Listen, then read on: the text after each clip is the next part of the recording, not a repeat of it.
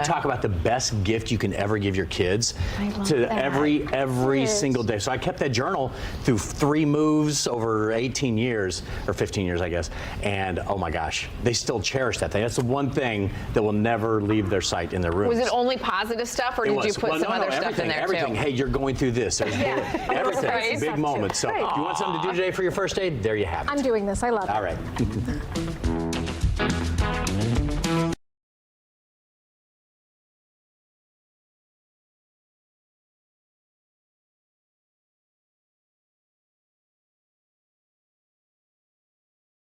You're watching Fox 35 News Plus, streaming on Fox Local. Welcome into Fox 35 News Plus. Garrett Weimer here, and thanks for joining us on this Monday morning, live on Fox Local, YouTube, and on Facebook. Want to hit the ground running here. We've got a couple of things going on. Want to let you know some things that we are watching for as well. Standing by for an event where we're expected to hear from Health and Human Services Secretary Robert F. Kennedy Jr. Going to be holding a news conference, going to be celebrating, making some sort of big announcement. So we're going to be listening in for that coming up in just a little bit. That is scheduled to begin at 11 o'clock, so we are watching that. Today also the first day of school for many folks out there, for many students. Maybe you sent your kiddos off at the bus stop this morning. Some, I know others start other days this week, but it's back to school mode. And so we have our poll question of the day. We want to know what is part of your back to school survival tool.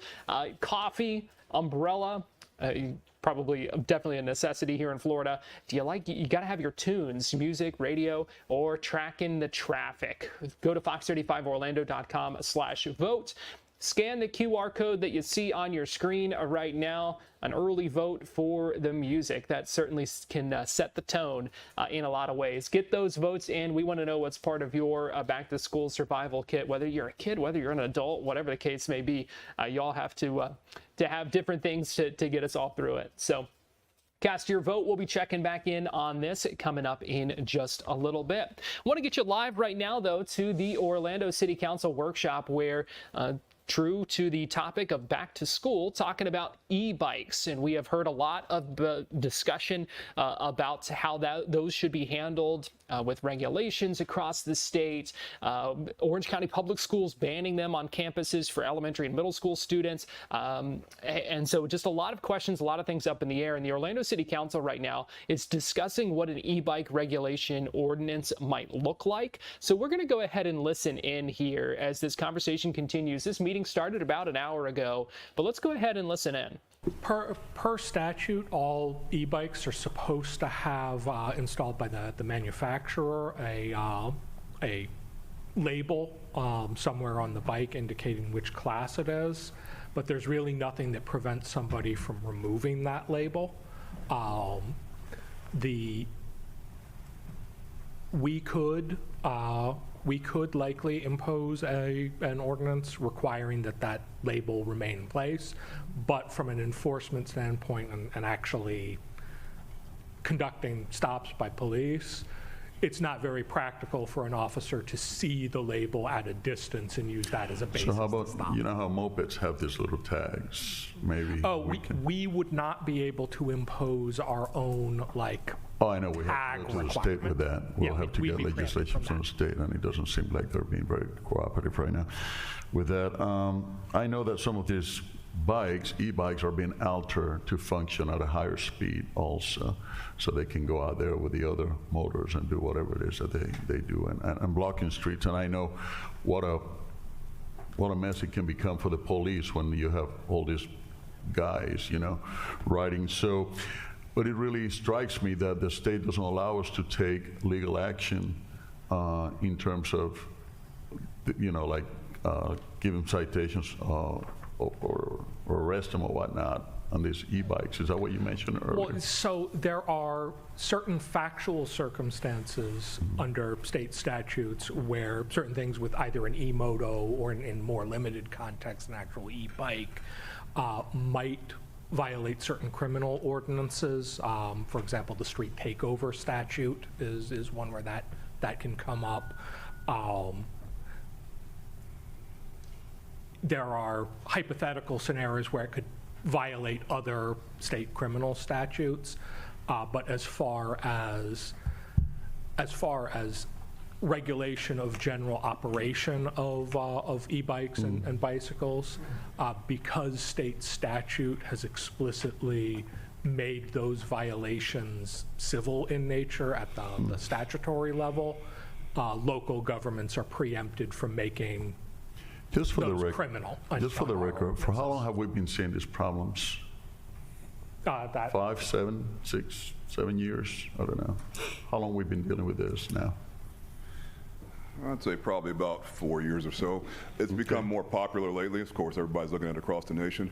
I did attend major city chiefs this year, and we all talked about what our main problems are. That's 60 of the biggest chiefs in the U.S. And pretty much all of them said e-bikes and e-motos were a lot of their biggest issues they've had. They've had officers who've hit them. They've had deaths and accidents. They've had them on main highways. So all the major cities are dealing with this. Have any of our delegation come over to see what they can do for us in terms of enacting laws at the state level that would help us negotiate with this?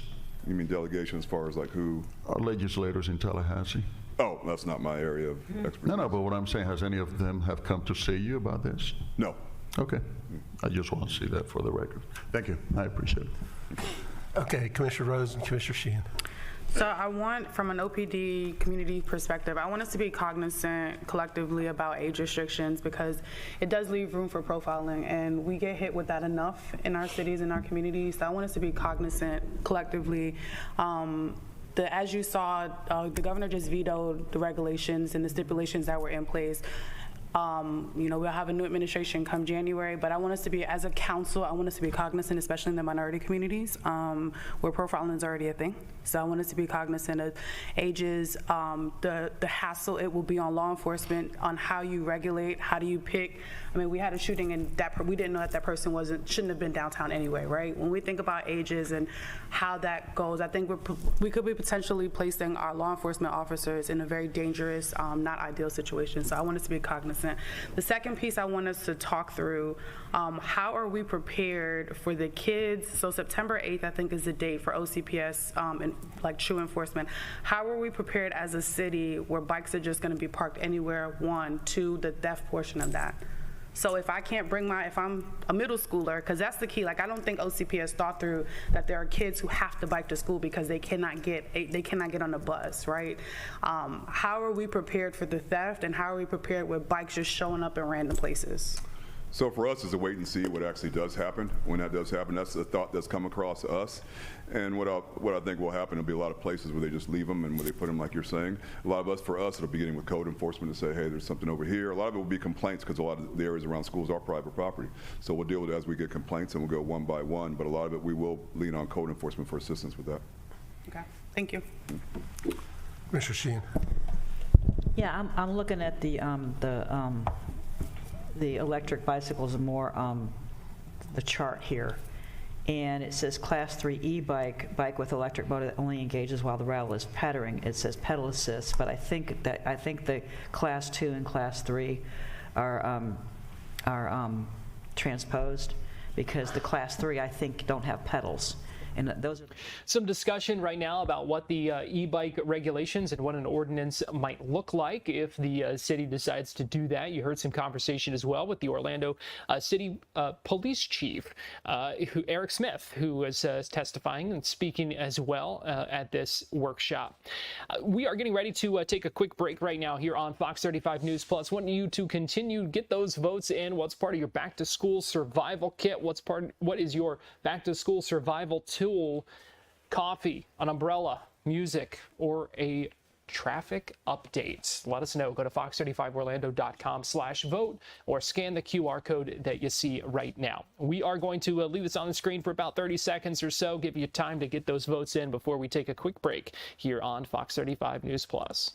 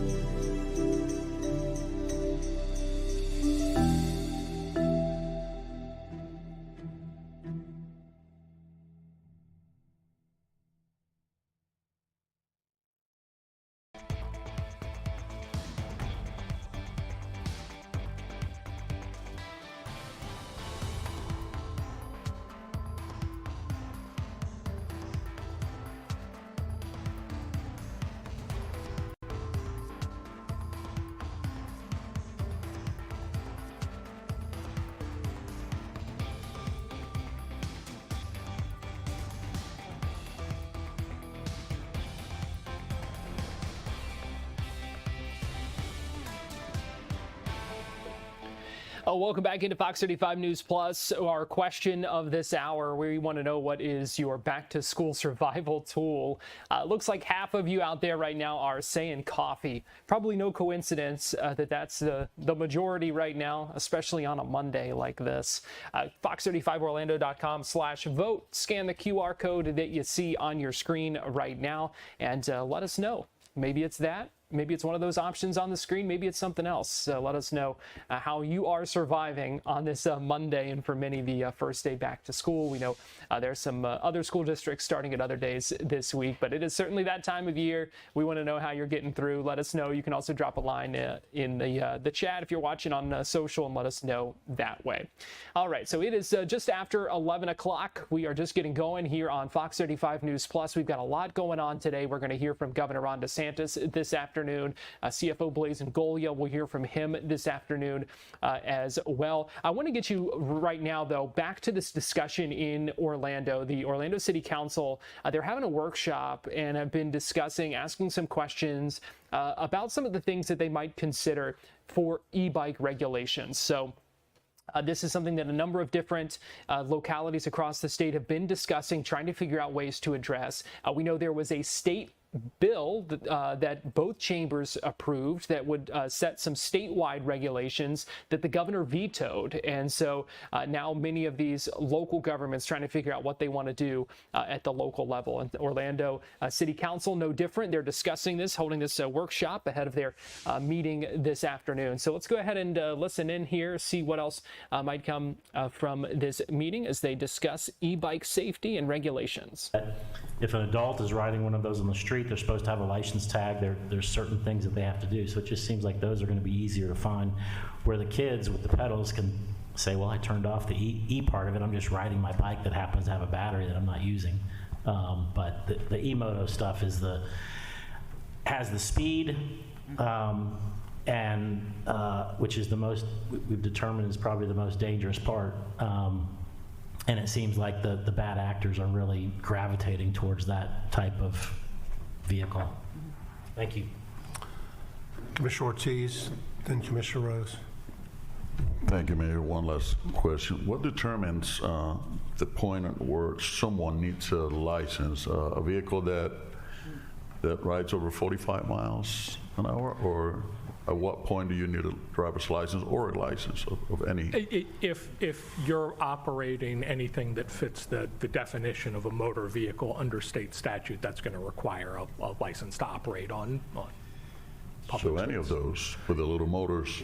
Well, if it meets the statutory definition of a motor vehicle. The thing to remember in the state statutes is there are 50 to 70 different vehicle definitions set forth in both Chapter 316 and 322. Then we have to define what a motor is, because these little bikes now have this Right. little... So e-bikes are explicitly excluded from the definition of motor vehicle, and that's where once you get into the e-moto category, once you get into mopeds and things like that, we have to look at all of the different vehicle definitions and the specifications of whatever device we're coming across to see whether it fits one of those specifications. If it fits one of the definitions in the state statute that requires a license, then it requires a license. If it doesn't fit that definition, it may or may not be something that can even be legally operated on the streets of Florida at all. Okay, so with the photo ID issue, and I know that it's tough to require a kid to have a photo ID in some of these circumstances, but on the other hand, it's not just an enforcement issue. Something happens to a kid, the police want to be able to identify this kid and be able to contact their parents immediately. So I think the photo ID may be a good thing at the end of the day. So, thank you. Okay, Commissioner Rose. I would like for us to run communications, all of the departments involved to run campaigning on education. I think we need to do a full education campaign so everyone is aware. I think the media is here, does a potentially help us with that. But I think using our social platforms, all of our newsletters and all of the departments to let folks know what's right, what's wrong.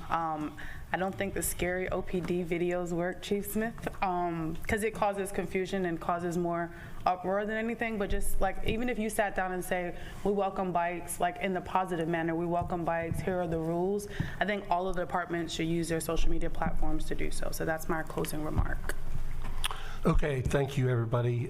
So I agree with Commissioner Keene that it would be great if we can be consistent with the other governments, including the county, but the other local governments as well. I wish that the school district would have mandated a course of 30 minutes or 45 minutes on rules of the road. I think Volusia County, I saw, is doing that, but they didn't, so we're going to need to press as much education as we can in whatever aspects and ways that we can do that. We'll look at what we might bring back to council, but I think we ought to let the school year play out for a month or so, see what the county's doing, and if we can work with them to come up with the same rules of the road for whatever we're going to do. And then, Chrissy, I think one of the things, maybe we can conduct an audit of the areas in the city that we want to look at restricting sidewalk usage and whether we can do signage in different areas. I know, like on Conway, we have that great new dedicated lane that I guess DOT actually did on the north part. So certainly that would be a place that we would want people on sidewalks, and maybe we can just address it one way or the other, but do it with signage. Yeah, there's a way that we could probably say even high-speed corridors and roads that they could use the sidewalk in those areas, which would kind of limit where we could put the signage. So thank you. Okay, thank you. That concludes our workshop for the day. We will give Ed an opportunity to get us in position for agenda. So that workshop coming to an end in Orlando. Got you there for the end of that as we heard them discussing some of those things and really wanting to put a full court blitz on education and letting folks know, letting especially kids know to learn more about safety and so many things as we have seen a number of incidents involving children and younger users of those e-bikes. And when I say e-bikes, it's also the e-scooters that you see buzzing around everywhere as well. So those e-mobility, those e-devices that they call them, micro transit, a number of different names you may have heard them called, but we're talking those e-bikes, those e-scooters that can move pretty fast that you see on the sidewalks there. So coming up at 11:30, want to let you know we are going to be talking about a directive from ICE that they're going to be rolling out body cameras to their field officers. What does this mean? What does it mean for release of video from those incidents? We've got a lot of questions about this. We're going to talk with one of our law enforcement experts about what this rollout might look like and what it might mean for transparency and the public as well. So that's coming up in about 10 minutes. Coming up in just a couple of minutes, we are going to check in with Fox 35 Storm Team meteorologist Jessica Dobson, going to give us the latest with our forecast, and also all of a sudden things getting busy in the tropics. So we've got a few things to track there. But before we go to break, I want to pull up our poll question again this hour. What is your back to school survival tool? Coffee has grown. It is now up to 58%. But a lot of you saying you're liking the tunes too. Got to have the right music. Got to have the good vibes going for back to school as well. Cast those votes here on Fox 35 News Plus at fox35orlando.com/vote. Scan the QR code on your screen, and we'll be right back.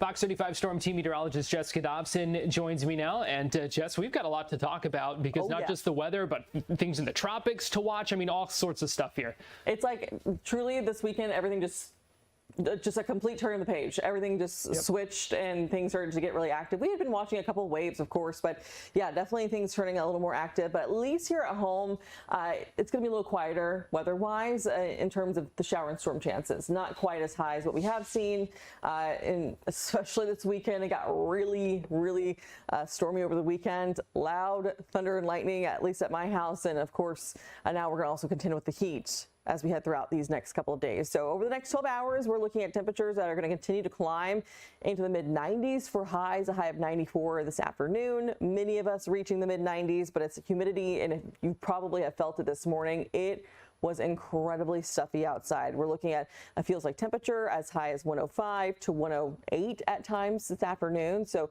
definitely just want to make sure you're taking it easy, staying cool, staying hydrated, of course. I know that sounds pretty obvious, but just listen to your body for signs of, lightheadedness, nausea, because that can be a sign of heat exhaustion. And even though we don't have a heat advisory in place, we'll come close to some spots for needing that and being it necessary. So far, we've been pretty dry this morning, but we are still watching and continuing with a couple of showers and storms that are going to be developing here within the next hour or two. So by, say, 1, 2 o'clock, I would say, is going to be probably when we really start to see a few isolated downpours developing. But for today as a whole, only a 30% chance of rain, very few and far between. For afternoon dismissal specifically, by 2, 3 o'clock, we could see a couple of downpours, maybe some lightning associated with a few of these downpours. That'll be true especially closer to the peak of the afternoon commute, just 4 and 5 p.m. as a whole. But we could see some lightning associated with a couple of these downpours, which may delay dismissal, just depending on where they set up. It's going to be pretty at random today, but they will blossom pretty quickly. This is by 3 and 4 o'clock. Again, overall, very hit and miss. 30% chance of rain. Some of these will be strong at times with lots of heavy rain, some gusty winds, frequent lightning, of course. These will last all the way through about, say, 8, 9 o'clock. And then once the sun sets, they'll lose their steam and they'll fizzle out pretty quickly as we head into the overnight. So what's driving a lot of this forecast this week, both the heat and a bit of the drier weather, will be a lot of that is this area of high pressure. It's an upper level high pressure that's going to continue to build in. And as it does so, it's going to help to keep us a little on the drier side, limiting our storm chances. We won't be completely dry. We won't be completely out of the woods, but it'll be very few and far between when it comes to the rain today. And then temperature-wise, we're really going to crank up the heat the next couple of days, mid-90s, and next couple of days really turning into like at least the next week with the way things are turning out. So mid-90s for highs, 95 to tomorrow, and Wednesday, 96 for Thursday. Maybe a slightly higher chance of showers and storms as well for Thursday, because we'll also have some Saharan dust to contend with, especially tomorrow, maybe Wednesday. That'll help to keep us closer to a 20% chance of rain. With Saharan dust, drier air filters in, and that can give way to lower chances of storms, and also helps with our tropics too, and keeping development chances low overall. Which, speaking of the tropics, let's talk about it, because we've got 3 different tropical waves we're watching. 2 of them only have a 10% chance of development. One of them in particular, the one at the top of the screen, that's going to be moving to the east, so out into the central Atlantic. Not worried about it, not going to cause us any sort of problems. The one to the south there, though, kind of almost next to, almost touching that orange blob, that one we'll have to watch closely for, because it could be absorbed by the orange blob. That's a 60% chance of development, a medium chance, over the next 7 days. That one, it's already an area of low pressure, could become a tropical depression in the next couple of days. We'll watch for some signs of further development from there, because it could become a tropical storm. If it were, the next name on the list would be Cristobal.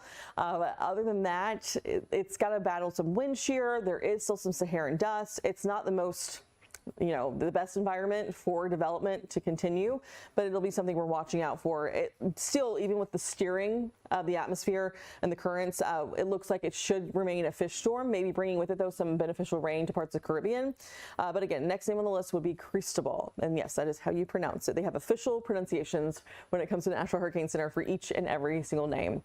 So the next 7 days, obviously today is back to school. Tomorrow is back to school for a couple of our school districts and counties too. It looks like we'll have a little more haziness to the sky tomorrow because of that Saharan dust starting to filter in. But next several days, mid-90s, hot, humid. It was so gross outside this morning. it was really icky, but and that's going to be the case probably the next several days, unfortunately. This is August, so this is pretty normal, but still hot, humid. At least the storm chances won't be quite as widespread as what we saw even like Thursday, Friday last week. Even parts of the weekend were pretty soggy, so we'll see a little bit of a reprieve there. Yeah, but the heat ticking up. Yeah, Ugh. it's going to be pretty brutal out there. Yeah. Not great. Was it yesterday? Yes, yesterday morning I had to do some yard work and cut down some branches from some palm trees, and oh my God, it was like 10 a.m. It was horrible. It was impossible. I mean, I was out running this morning before the sun was up, and you would have thought it was the middle of the afternoon, the way it felt. Just the humidity was nuts. It just makes it hard to almost breathe sometimes. You're like, man, but it'll be fall before we know it, and the good fall for us, which is going to be like, once we get to like October, November, it starts to feel better. So not too far off. But the tropics, yes. Because I know you kind of give us the latest on that, but it really is kind of crazy. You know, we know this is the time of year where things typically start to get a little bit more active, but it is just kind of crazy how we went from hardly anything, nothing, you know, to all of a sudden 3 places that the NHC is watching. Yes, and a couple of reasons why is because this time of year we usually see the dust start to, we still have some overhead, but usually we see the dust start to tamp down a little bit. And then 2, these are also key development regions this time of year. These are areas where we usually start to see development picking up. So it's not too surprising, but we still got a long ways to go before the peak of hurricane season. We're like just starting to get like on the upward hill before we hit that peak, which is going to be in like September. So is this an indication of what the rest of the hurricane season might look like, or do you think this is not necessarily? I think this is probably pretty normal. I think this is pretty normal for now. I think it just feels a little more active because it has been so quiet. Gotcha. So we'll keep our fingers crossed. I hope this is not an indication of the rest of the season. I don't want to be this busy, so but we'll let you know. I mean, we could have crystal ball the next 7 to 10 days, so we'll be watching it. All right, Fox 35 Storm Team meteorologist Jessica Dobson, we appreciate you joining us. And as we go to break here on Fox 35 News Plus, give you a live look over downtown Orlando on this Monday. Keep it right here. Much more to come on Fox 35 News Plus.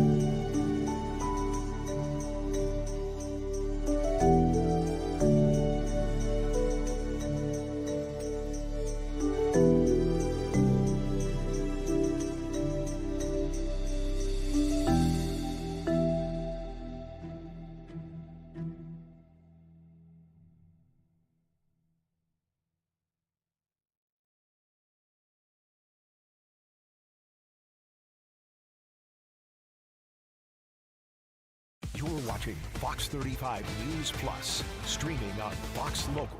Welcome back into Fox 35 News Plus. Garrett Weimer here. Thanks for joining us on this Monday. We learned over the weekend from multiple reports that ICE is going to be rolling out body cameras to all of its field officers, and that's a step that could happen as quickly as the end of the month. Now, there are questions about how much of this video will end up being released to the public, but this is still a big step when it comes to body cameras and the rolling out of those to the agency that is largely responsible for immigration enforcement here across the country, something we've talked a lot about over the past year. And now joining us live now to talk about this step and what it might mean, what it might look like moving forward as well, former sheriff's detective and investigator Jamie Copenhaver joining us live now via Zoom. Jamie, always good to talk with you. Thanks for joining us today. You also, happy Monday, Garrett. Yeah, happy Monday to you. So first, I just want to get your reaction to this. What do you make of the news that every ICE field officer will end up having or is expected to have a body camera potentially by the end of the month? Thank goodness. They're about 6 months late. This should have been in effect years ago, Garrett.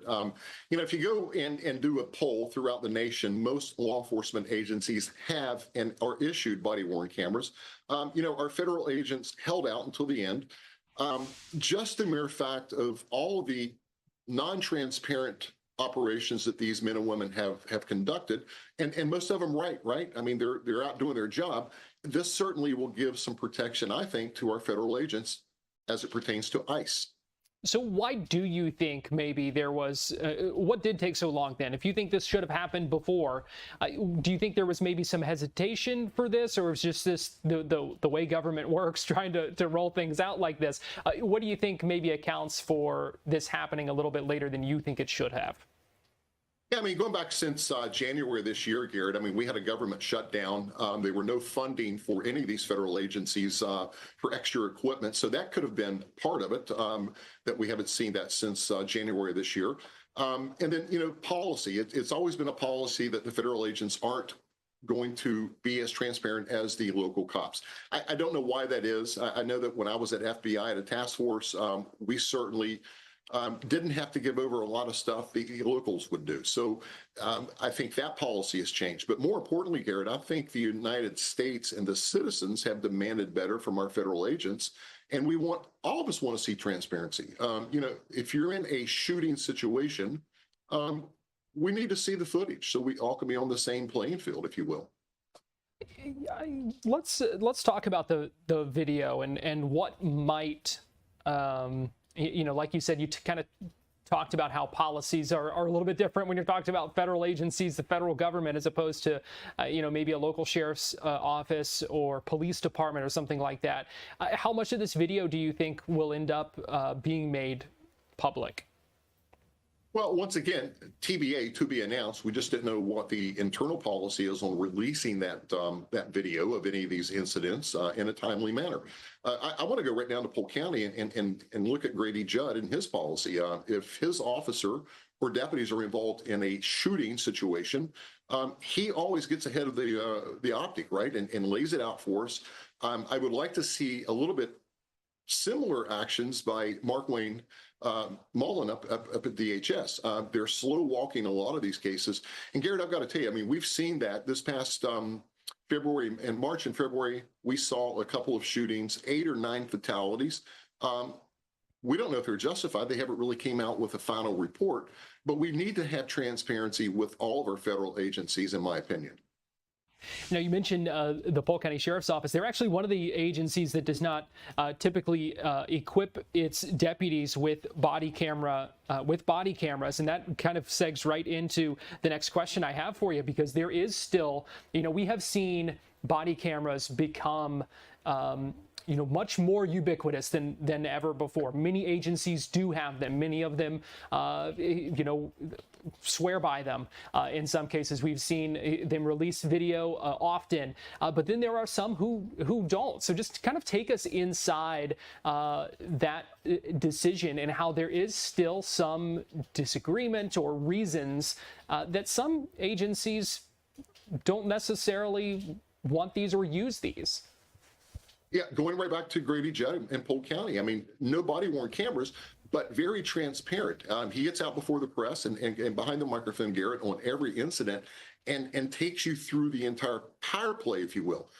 You don't see that from the federal agents or the government, right? So I think in terms of body-worn cameras, I think it should be mandated through the U.S. for all law enforcement. If you're a sworn law enforcement officer, it should be mandatory that we all wear these. And I'm going to tell you why. Let's go to the incident out in Minnesota where a female was allegedly going to run over an ICE agent. That ICE agent, Garrett, had his personally owned cell phone up recording it and then had a weapon in the other hand trying to defend himself. So very bad optic, I think, for Homeland Security in that case. That certainly could have cleared that up right away had that been officially recorded on body cam. There are definitely several high-profile incidents over the past few months that it seems like it could have been helpful to have that body camera footage released. It's one of those things that those who support, there are certainly those on the side of law enforcement and those, in the public, civilians who support this because of how it, in some ways, can protect both sides by it's hard to refute sometimes what you see. We know it doesn't solve everything. Body camera does not, as we have seen, does not always end all discussion, but it does certainly provide an additional perspective that in many cases, Jamie, comes in handy and is helpful in public discourse. Yeah, not only public discourse, but I have a few friends that are defense lawyers, and before everyone went to the body cameras here locally, they were like, okay, we need body cams to help show that the cops may have violated policy or what have you. And now those same defense lawyers are like, okay, these body cam, they're really hurting some of the criminal defense cases, Garrett, because it's showing the true and accurate description as to what happened. When these first came out, the cops said, no, we don't want them. We don't want our recording. We don't want our voice on there. You're invading our privacy.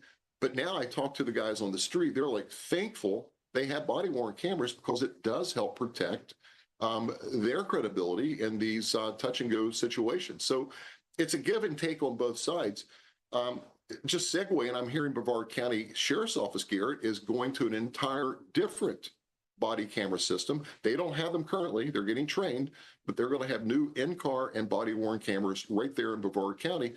And I think maybe Brevard possibly was the last holdout in the state to issue those. Last thing here, Jamie, before I let you go, and I'm just curious about the mindset of officers who have not had these and then are all of a sudden going to have them. Does that take a change in mindset, or do you just keep doing the job that you've been doing? Now you just have a camera on your chest. It's going to take time, just like any other piece of technology or any other tool that's issued to our law enforcement officers. It's a learning curve, right? You get up in the morning, you go to the station, you plug your camera onto your vest, and off you go. Well, that's, if you haven't done that or worn that camera since you had been a deputy or police officer, it's certainly intrusive, if you will. But I think if there's enough documents out there and enough provable cases, Garrett, where these cameras have saved these cops from these touch-and-go situations. And I think the other deputies that are just now getting them understand and identify that. So I think it's a welcome piece of tool that these people are getting to help protect themselves. But also, I can't say this enough, it will actually tell and show a true, accurate picture of whatever that scene is. So I think it's going to protect the citizens, and it's definitely going to protect the cops. It'll be interesting to see how this all rolls out. Again, it could be happening pretty quickly here, so we will stay tuned for more. Jamie Copenhaver, former sheriff's detective and investigator, we always appreciate your perspective. Thanks for joining us today. Thank you. We're going to take a quick break, and we'll be right back.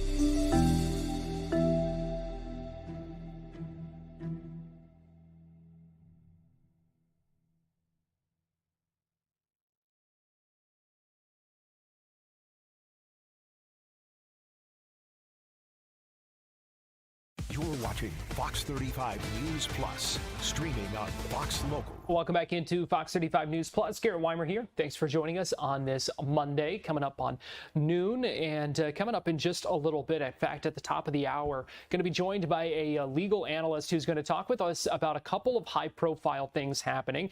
First, today, a plea entered and a sentencing for Courtney Clenny down in South Florida, the OnlyFans model who entered a plea and has now been convicted of manslaughter in the killing of her boyfriend. You'll find out more about that coming up in just a little bit. Also happening today, jury selection in the Tupac murder trial. So we're going to be talking about that coming up in just a little bit. Stay tuned for that coming up at noon. Meanwhile, in Orlando, a really special ceremony today, a reunion with the Orlando Fire Department and Jason James, who was a Little League coach who had a medical emergency on the field back in March, ended up collapsing. Today, they were back on that same field where Jason got to see the OFD first responders and others who helped save his life. And what a special scene and ceremony that was earlier today in Orlando. I want to take you to that event just a little bit ago. Good morning, everyone. Good morning, good morning, good morning. We'll get started with the press conference. I know it's getting a little hot out here, so we'll get started with the conference real quick. Good morning, everyone. My name is Emmanuel Washington Jr. I'm the Assistant Chief with the Orlando Fire Department EMS Division, and I'd like to welcome all of you here to the beautiful Delaney Park. We are here to recognize the first responders and the brave bystanders who jumped into action to save the Delaney Park Little League softball coach and dedicated to the father, Jason James. On March 28th, oh, go ahead. Awesome. To give background, on March 28th, Jason was coaching his daughter's Delaney Park Little League softball game when he began to feel lightheaded during the first inning. He began to make his way towards the dugout, but before he fell, he reached it. Jason was experiencing a cardiac arrest. 3 bystanders, Dr. Danielle Henry, oncology surgeon with the Orlando Health Cancer Institute, Dr. Philip Flaherty, a critical care physician of Orlando Health Regional Medical Center, and Winter Garden Fire Battalion Chief Marcus DePaulo sprung into action and rushed performing chest compressions on James.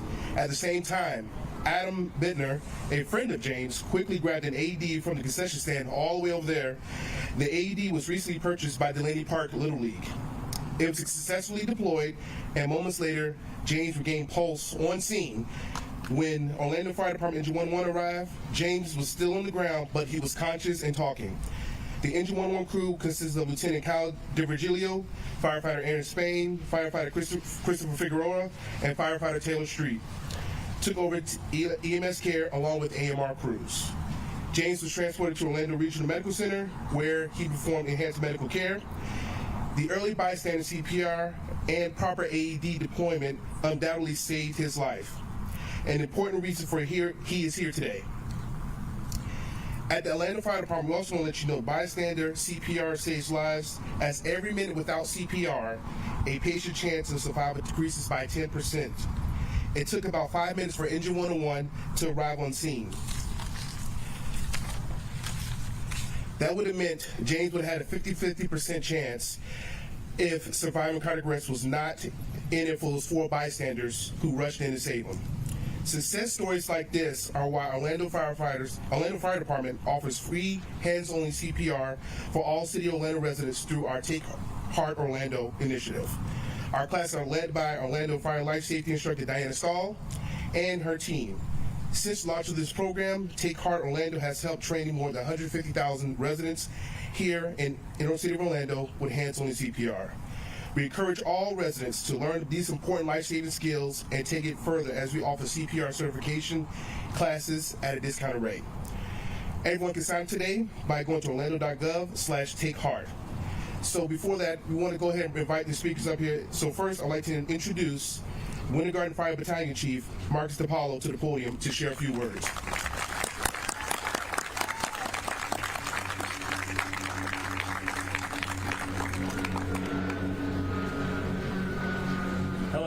I just wanted to take some time and say, Jason, you're here for a reason. I mean, there's there's no reason why 3 medical professionals would have been on the same team, looking directly at the place you collapsed and watching it go down. So there was a plan for you, and it was successful. I want to thank Delaney Little League for having an AED program. It's awesome that they have the AEDs out here that we can use. Obviously, they save lives. Anybody out there that wants to learn more needs to do it and needs to take their chances in learning how they could possibly save somebody's life. We responded. I was standing on the field behind you in the outfield, and I saw that somebody went down. I noticed that another coach was running with a red bag. To me, that was an automatic signal that somebody needed medical help. When I saw that someone was laying down on the ground, me and Dr. Flaherty started running across the outfield and responded, just doing what we do. I don't want to be called anything. I just want to be known that I responded. Anybody in my position with my training and in this profession would have responded in the same way. So I'm just glad Jason's here and the outcome was what it was. Thank you.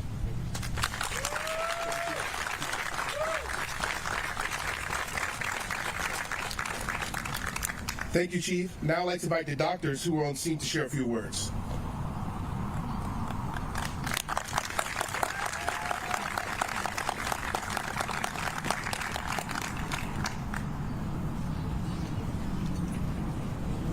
Good morning. My name is Danielle Henry. I'm a surgical oncologist at Orlando Health Cancer Institute.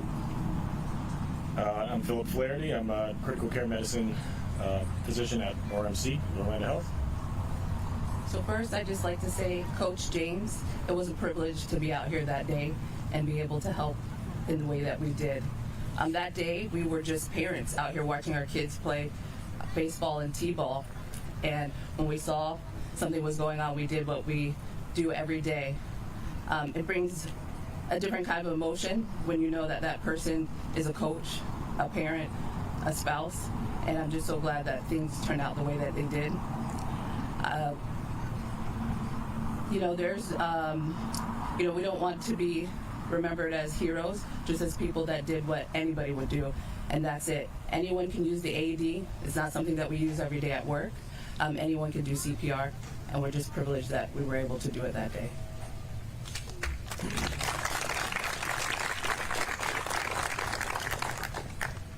I'd just like to echo what Dr. Henry said. You know, that day we were out here just having fun, and you know, these are neighbors. You know, not patients. So CPR is not hard, right? It's not complicated. Just something that you need to be trained to do. And because we do it at work and it's part of our daily practice, it's something that we're very comfortable starting. I think if anyone has decent training, they can be able to reflexively just start CPR when they don't feel a pulse, instead of that delay, a couple of minute delay, wait till you talk to 911 before someone instructs you. Those few minutes can really buy people a lot of survival benefit.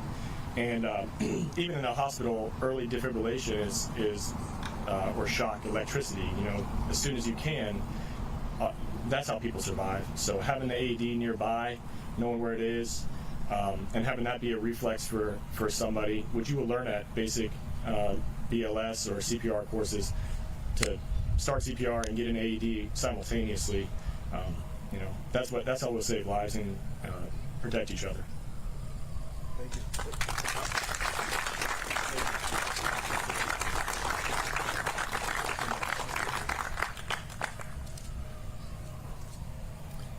Thank you, doctors.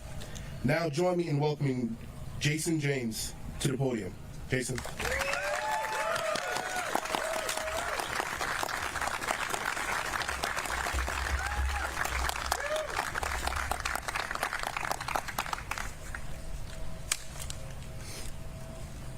Thank you guys for being here today, and especially special thanks to Marcus and Phil and Danielle.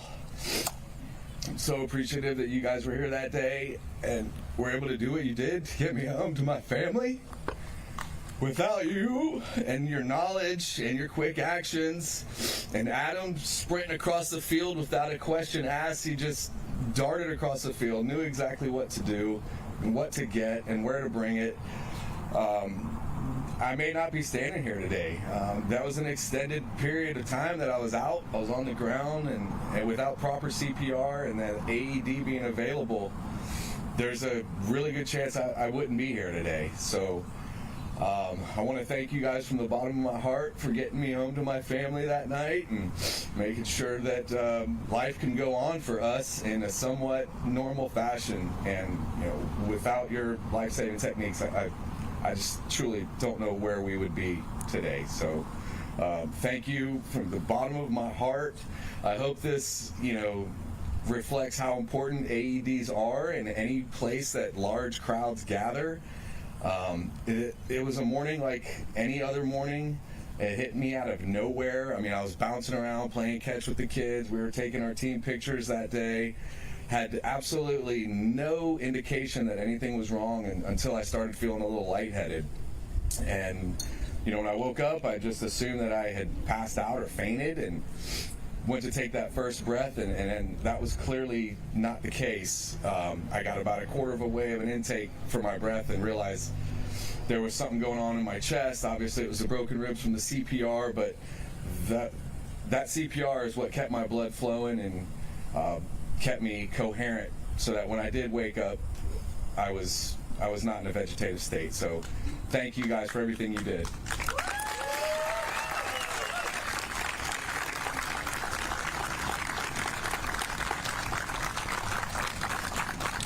Thank you, Jason, and thank you everyone for joining us this morning. This concludes the ceremony, but we'd like to ask everyone to gather around the home plate for a group photo, and we'll open up the media for interviews afterwards. Thank you again. Have a great day.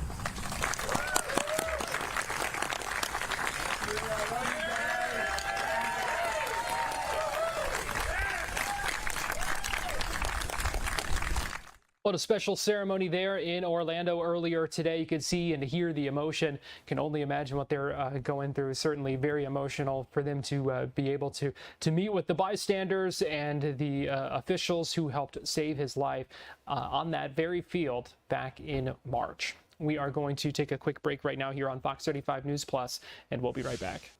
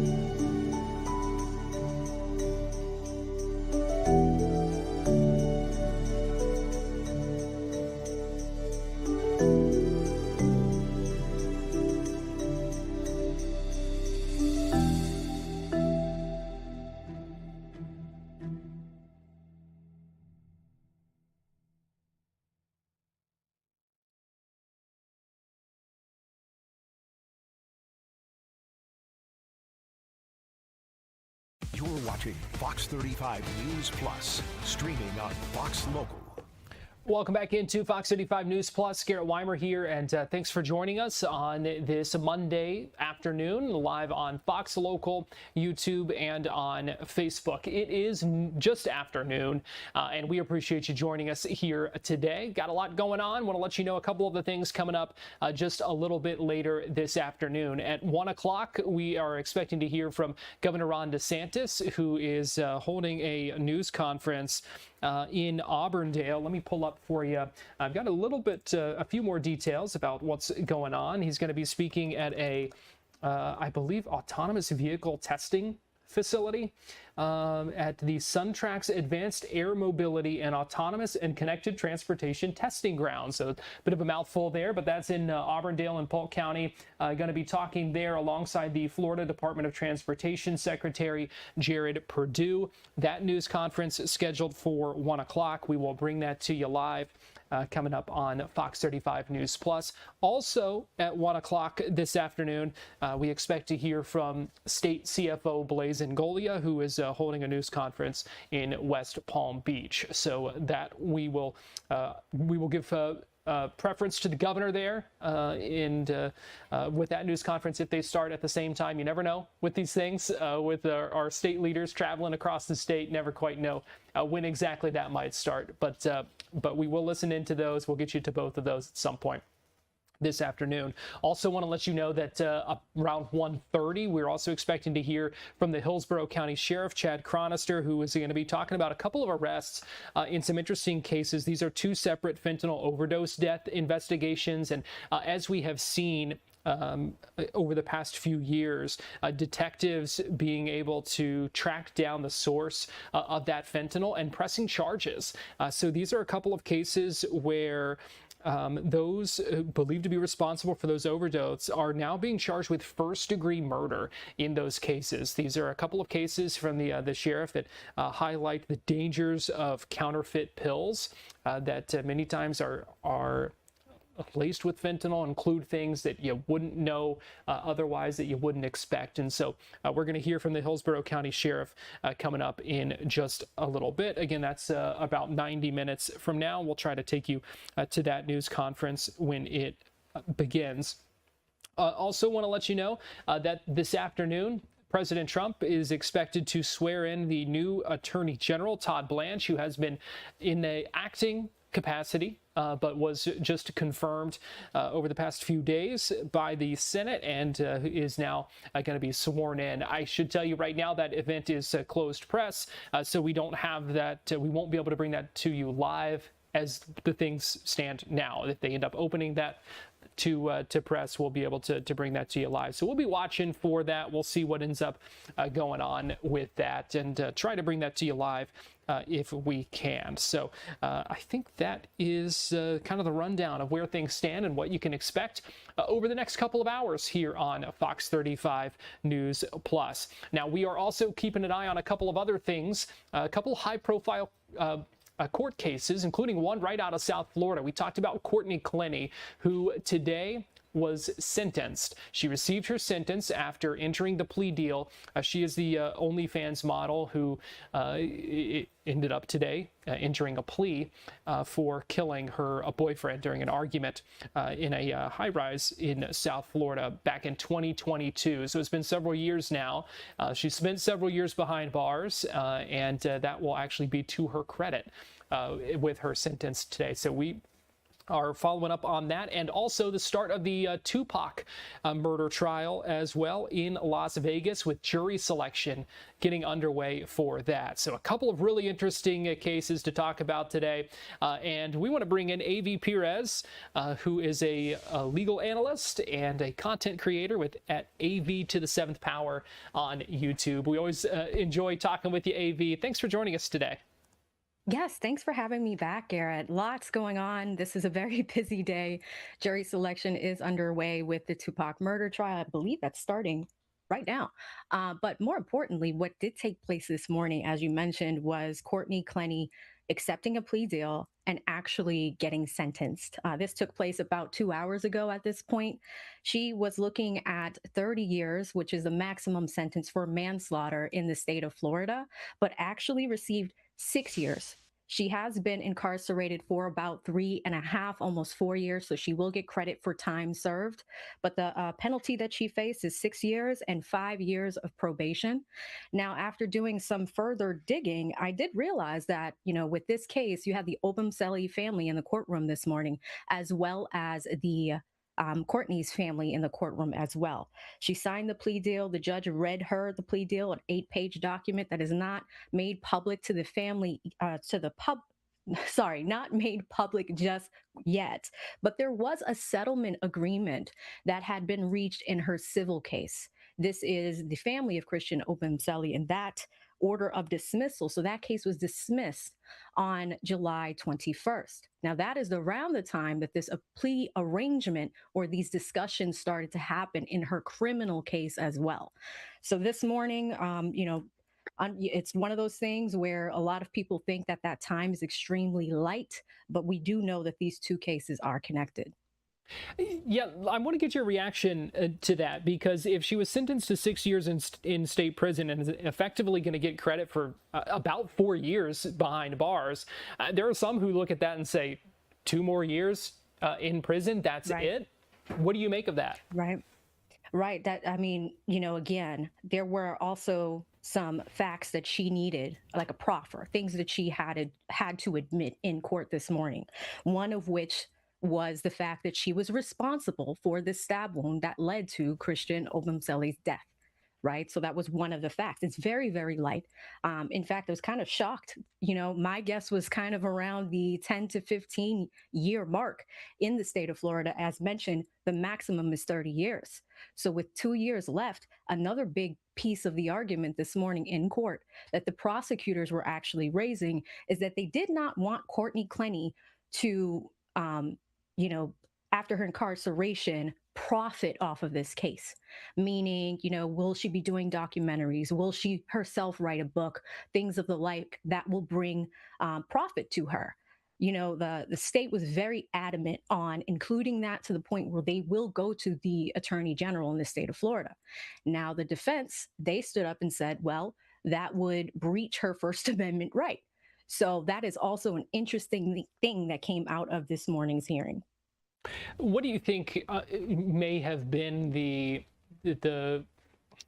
kind of defining factor here in what resulted in this sentence? In your opinion, knowing what you know about this case, knowing what you know about the law, what do you think may have been kind of what led to this? Yeah, I do think that there were a series of recordings that were going to be entered into evidence if we took this to trial, right? We have the infamous elevator footage where, in the building, you have multiple noise complaints, you have a pending eviction that was happening, you have this couple constantly going, fighting each other. And in that elevator footage, it did appear that Courtney was the aggressor. Now, Christian Obumseli was also recording Courtney on several occasions. In the state of Florida, you do have an all-party state where you need to give consent to being recorded if someone is using their phone or personal device. But there was also recording from Colorado where a friend was actually capturing the couple going back and forth physically and verbally. In fact, in the victim witness statement this morning, the family's attorney gave a statement in court, as well as the mother. It had come out that Christian had been previously stabbed by this defendant in the past, right? So it is very, very interesting that there were multiple issues surrounding this case. But I do think that the recordings at some point, whether they were the Florida recordings, the Colorado recordings, and even the parents, like ultimately the case was dropped. At one point, Courtney's parents had possession of Christian Obumseli's laptop. And that was another kind of loop into this case. Those charges were ultimately dropped, but there was some discussion of trying to get into his iCloud account to get access to those recordings. This has been a long road. Like we said, it's been 4 years since this happened. And for the Obumseli family, you wonder what this might be like for them. As this now comes to an end, as you mentioned, the civil case dismissed as well. And now here we are, things settled, finally. Right. Right. And, the mother did make pretty powerful statements this morning saying that it doesn't matter if it's a plea deal, if it's a final sentence or a settlement, nothing can bring her son back. So many are of the opinion that is this real justice for Christian? That's the question. That is the question. Now, let's shift gears here. I want to talk with you about the Tupac murder trial in Las Vegas. Jury selection, like you said, getting underway probably just a couple of minutes ago inside a courtroom there. So what can we expect to see? What is going to be happening here? Just kind of set the table for us. Yes, so this was a cold case. Tupac Shakur was a beloved rapper. Almost 30 years ago, he was murdered in Las Vegas. Keefe D is the defendant that is standing trial for this murder. And ultimately, Keefe D is on trial for his own words. There are 3 big pieces of evidence with him. I've been watching the hearings and keeping up with them over the past few months, actually, since he got arrested. One of the big things against Keefe D is this book that he wrote, Compton Street Legends, where he actually confesses to the murder. Now, Keefe D thought he was protected, and there were 2 other big pieces of evidence coming in. In 2008, he did an interview with California police, and then he has a 2009 interview with California police. In the 2008 interview, he was questioned under the murder of Christopher Wallace, Biggie Smalls. And it was then found out that he actually had more information about Tupac Shakur's murder. In exchange for a proffer agreement, meaning he thought he had immunity, he gave detectives information. So he thought he had complete immunity, and he was facing other unrelated charges, drug charges. I believe it was distribution of PCP. So in order to get a lighter sentence, he gave the detectives information on what he knew about the Tupac Shakur murder. AV, you mentioned that the book that you got there.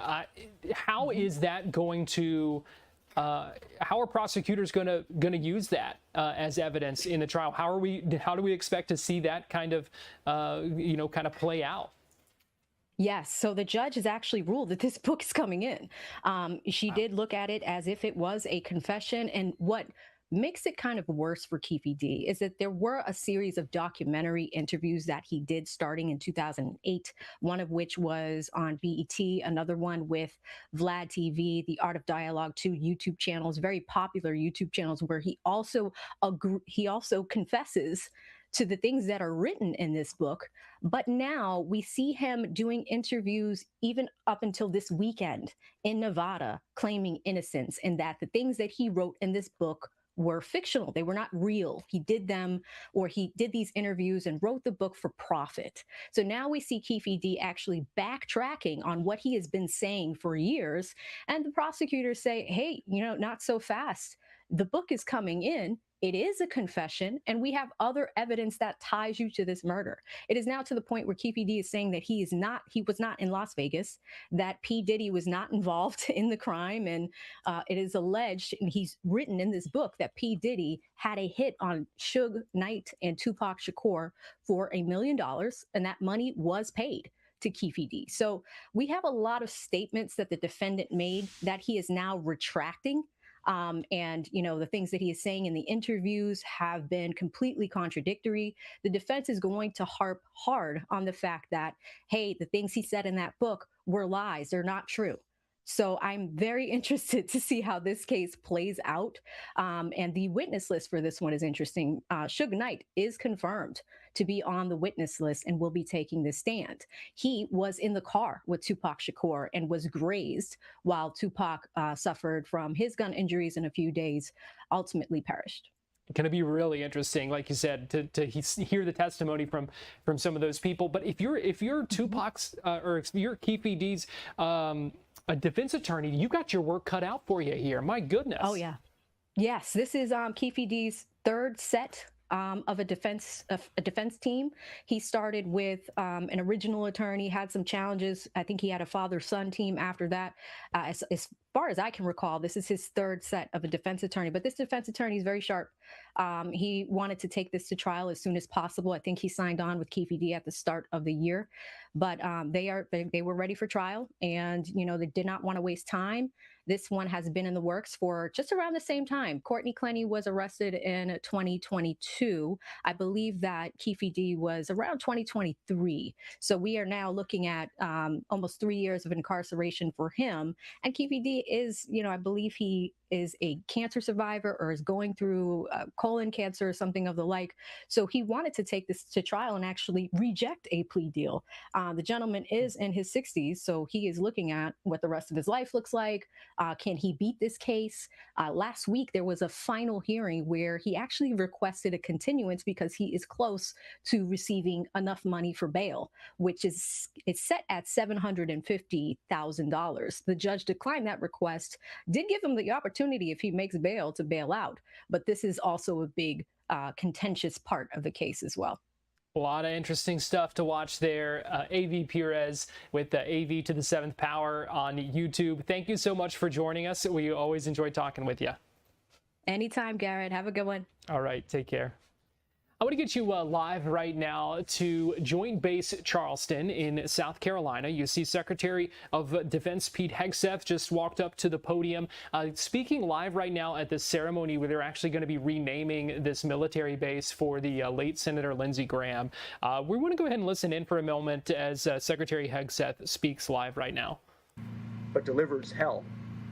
Senator Graham stood up against that radical woke ideology that killed our military recruiting. Under the previous administration, they couldn't even hit recruiting goals. Young patriots didn't want to serve under these woke so-called leaders. But instead of raising standards, they lowered goals. President Trump promised the American people, alongside Senator Graham, that he would rebuild the military. He promised he would make our forces stronger than ever, and that he would run those radicals out of the Pentagon. And that's exactly what he and we have done. In this new golden age of America, President Trump has had no stronger ally in Congress than Colonel Lindsey Graham. It falls to us to complete the work that Lindsey Graham began and advocated for decades. As we gather here today, the War Department is seeking a historic generational investment of $1.5 trillion for America's warriors. And Lindsey himself said to me in his office, "This is the best military budget I've seen since I've been in Congress," end quote. This department pays tribute to Lindsey Graham in the naming of this base. But there could be no greater tribute than Congress could give than to invest in our warriors for the full $1.5 trillion. More on that in a moment.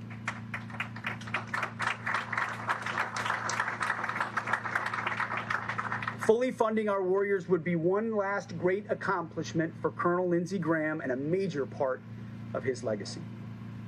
And I believe that he will continue here and around the world to inspire airmen for generations to come. And I say around the world because, as was mentioned, those gray tails that say Charleston, now when they land in far-flung places, will say Graham.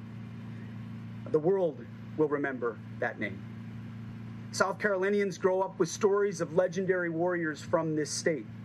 Warriors like the Swamp Fox, Francis Marion, who helped win our freedom at Yorktown.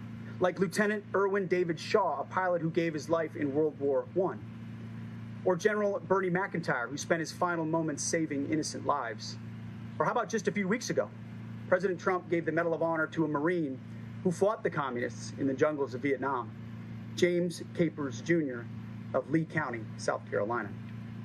Now South Carolinians will grow up learning about the namesake of this incredible joint base, Senator Lindsey Graham. I'm proud to say that I actually knew him for more than 20 years. I was telling his sister that.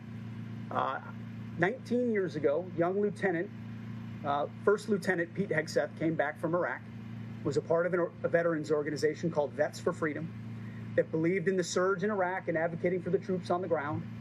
We were a young, scrappy veterans organization with no money and no access and connections. The first and only senator willing to meet with First Lieutenant Pete Hegseth and Nowhereville Vets for Freedom was Senator Lindsey Graham.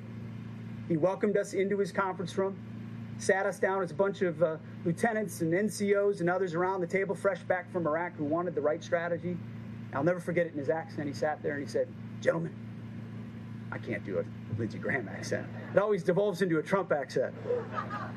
He said, gentlemen, welcome to a place where you can still say the word victory. He believed in mission success. He believed in the troops. He believed in giving the troops everything they needed.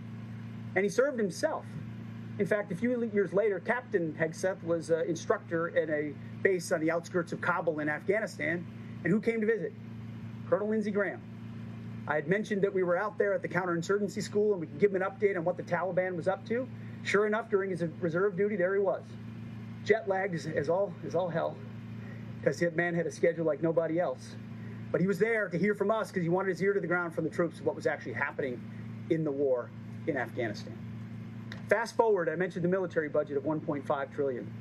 The last meeting I had with Senator Graham was about a week before his passing, or so, maybe 2 weeks before his passing. And he said, he's the Budget Committee chairman. He said, Mr. Secretary, what do you need for reconciliation?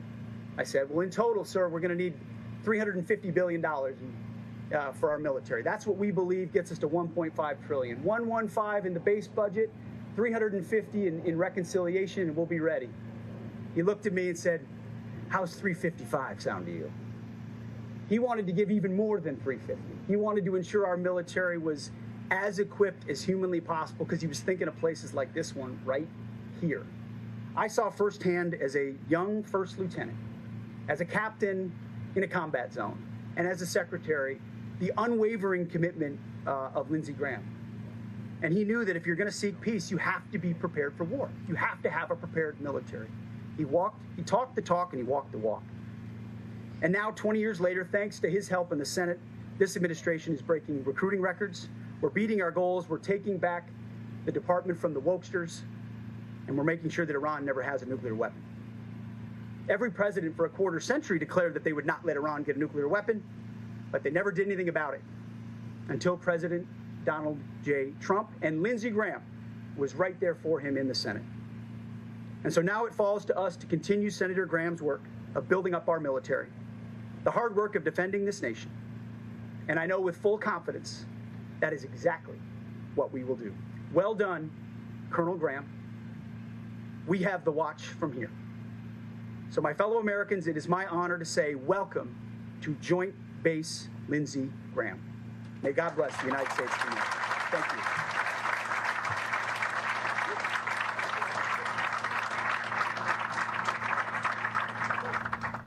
Secretary Hegseth speaking at that renaming ceremony, Joint Base Charleston, now named for the late Senator Lindsey Graham. We are going to take a break here on Fox 35 News Plus, and we'll be right back.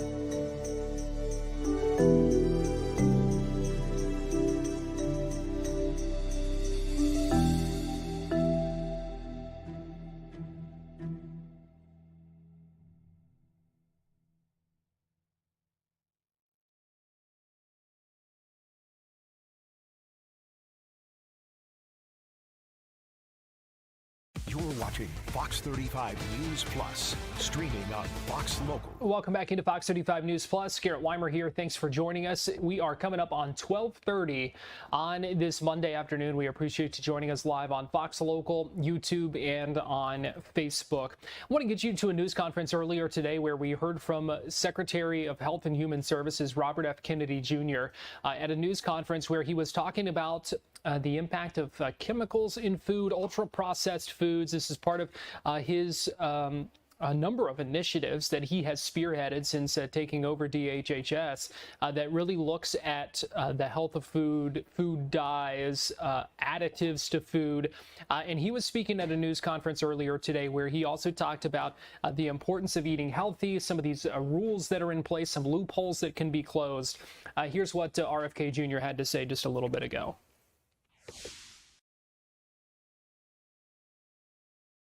Disease and mental health conditions, many of them food-induced.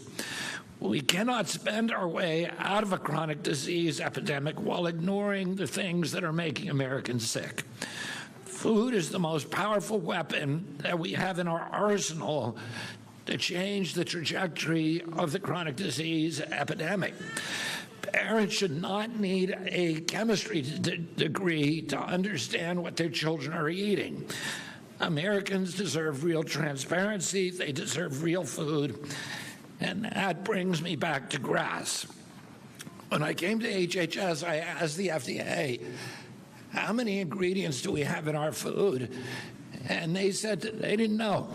They said it could be 4,000, it could be 12,000, it's probably somewhere around 10,000. And think about that. We don't even know exactly how many chemicals are in the food that Americans eat every day. And the food industry continues to develop novel compounds and chemical combinations that do not exist in nature. Our bodies did not evolve consuming many of these substances. And that makes rigorous science and transparent safety review even more important, especially as we learn more and more about the role of ultra-processed food in triggering chronic inflammation and the role of chronic inflammation in the chronic disease epidemic. Yet under the current system, the FDA does not even have a complete picture of what is entering the food supply, and neither, of course, do the American people. Our reason is the way that the GRAS system evolved. Congress created GRAS in 1958 to allow ingredients that were generally recognized as safe, that were well characterized, were well understood, ingredients like salt and vinegar, to be used by companies without having to go through expensive or long-duration safety studies. But over time, that narrow exemption became a massive loophole. The companies could make their own GRAS determinations and put substances into the food supply without even notifying the FDA. That's why the FDA staff could not tell me how many ingredients are in our food. Industry hijacked the loophole and drove a convoy of chemical trucks through it straight into the American food supply. The FDA was left with a major blind spot, and administration after administration allowed that system to persist, and Congress has not fixed it either. But this administration has repeatedly demonstrated that it will confront entrenched interests when they stand in the way of public health.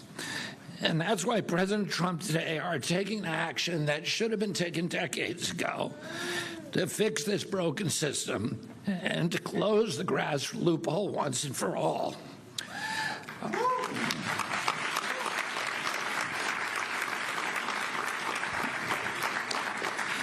Our action starts with a basic principle. If you can't define a problem, you can't solve it. Research has linked high consumption of ultra-processed food to inflammation and to chronic diseases, including type 2 diabetes and heart disease and Alzheimer's disease. Yet researchers and federal agencies still lack a common definition, federal definition of ultra-processed foods. Brooke and I are changing that. Together, we have developed the federal government's first proposed definition of ultra-processed foods.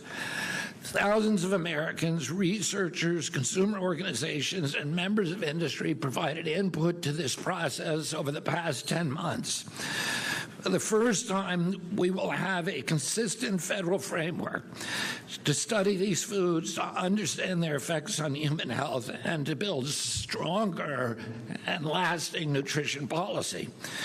These actions build on 18 months of sweeping changes to federal nutrition policy. We updated the dietary guidelines around gold standard science with one simple message: eat real food. We moved to eliminate petroleum-based synthetic dyes from our food supply.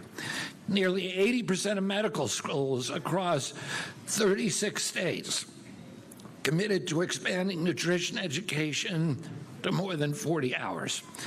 And we're working to ensure that federal food dollars support healthier meals in our schools, in our hospitals, in our military installations, in veterans facilities, and other institutions. We're changing how the federal government approaches nutrition by putting prevention at the center of American health policy, and we are changing the dietary culture in our country. And we're seeing those results already. Over the past year, sales growth of real food outpaced ultra-processed food for the first time by approximately 7%.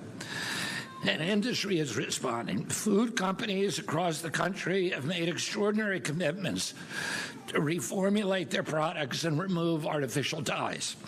Just last week, Kellogg announced that it will eliminate artificial colors from all of its cereals by the end of 2026, a full year ahead of schedule.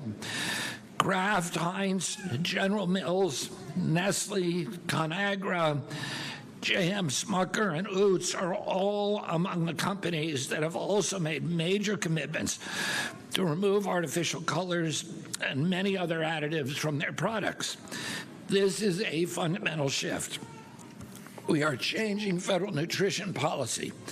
Americans are changing the way that they eat, and companies are changing what they put on our store shelves. But HHS cannot complete this work through administrative action alone. We are doing everything that we can do within our legal power. We're using the authority that Congress has given HHS and FDA to strengthen oversight and protect the American food supply. But Congress must build on these actions through legislation. Congress needs to give FDA the additional tools that it needs to keep pace with a changing food supply and protect the American people. And nearly 2 years ago, President Trump and I promised to take on big food, to overhaul outdated food regulations, to tell the American people the truth about what's in their food. I thank President Trump for his courage and resolve to make the health of the American people a national priority. And thank you to the MAHA movement and to the millions of Americans across the political spectrum who believe that our children deserve to eat real food. You built this movement from the ground up. You demanded change, and today we are transforming our food system because of you. Before I leave, I want to recognize two people who helped drive this work forward, and without whom we couldn't have accomplished these things. One of those you all know, Callie Means. Thank you for your persistence, your conviction, your relentless commitment to transforming our food system. And then there is a man who helped turn much of this vision into a reality.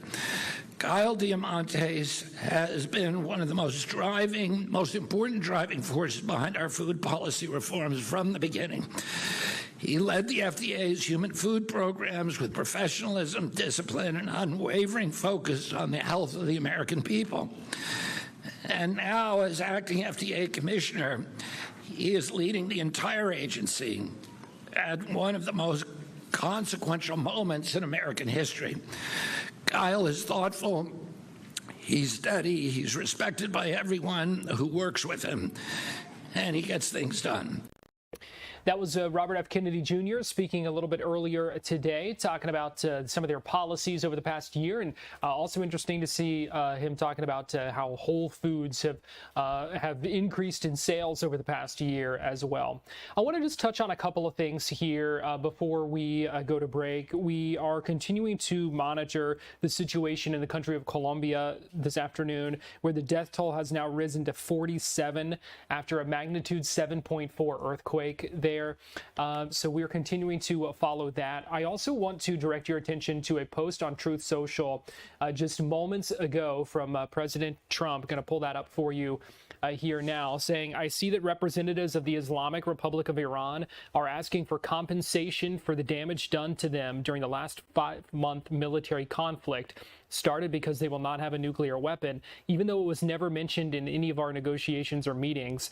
But it is an interesting idea because now I am likewise demanding compensation from Iran for all of the people that they have killed and gravely wounded with their roadside bombs and many conflicts for which they are famous, as led initially by General Soleimani, including the families of those killed on the USS Cole and thousands of others killed in combat. Additionally, compensation should be paid to the families of the hundreds of thousands of innocent protesters that Iran has killed over the last 50 years, not to mention the 52,000 that have been killed in the last 5 months. I have instructed my representatives to put this firmly into any and all future negotiations. Thank you for your attention to this matter in that post on social media, signed President Donald J. Trump. We're going to take a quick break right now here on Fox 35 News Plus, and we'll be right back.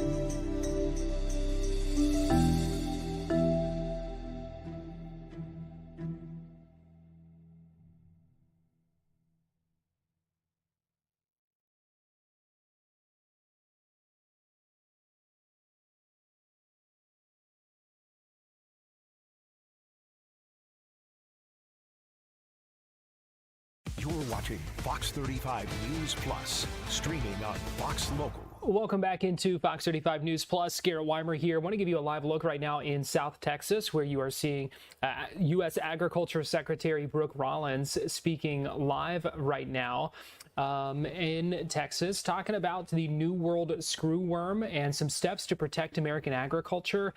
If you've watched us here on Fox 35 News Plus, we have talked before about this New World screwworm, which is it's a pest when it comes to livestock and wildlife, but can make a big impact as well on those on livestock and crops and those kinds of things. So we want to go ahead and listen in live as the Secretary speaks on this Monday afternoon. Of Engineers. I know we have some of you here today, because as I mentioned, we, instead of opening this new facility in November of next year in 2027, we are now planning to open 7 months ahead of schedule, that this facility will be fully operational by April 1st of this coming spring. And again, there's a lot of reasons for that. A lot of really great people. John Bellinger, who's standing behind me, I'll have him say a few words if he doesn't mind. When we tapped him to take on some leadership alongside our great Undersecretary Dudley Hodgkins and others, that really John's #1 role as a regent of Texas A&M, a leader at AgriLife, as himself a rancher from South Texas, also a very successful businessman who'd built medical labs before. He was the perfect person. And I mentioned when I was here the last time John was with me that I think it was record speed. I called the White House on a Saturday at 5 after I talked to John and gotten his permission. That might be slightly out of order. I may have called the White House first and then called John. Didn't really give him a chance to say no. By Sunday morning at 10 a.m., I'd gotten clearance from the White House and the President of the United States to bring John Bellinger on the team. And so we got started right away, and he has done an incredible job. We will reach the initial operating capacity of 100 million sterile flies per week. We'll be opening by April 1. We'll reach that capacity by the end of next year or early the next. And of course, that will likely all be the Novo fly, which then really means we'll be at 200 million almost immediately. So very, very grateful for that. We'll be at that 300 million number, which is our goal by late 2028. So all very good news. Of course, on top of that, we did open the Matapa, Mexico facility you're tracking a couple of weeks ago. As promised, the first flies are moving out the end of July and early August, and those flies are indeed moving out. So all good news for certainly. The facility in Panama, currently producing 100 million sterile flies per week.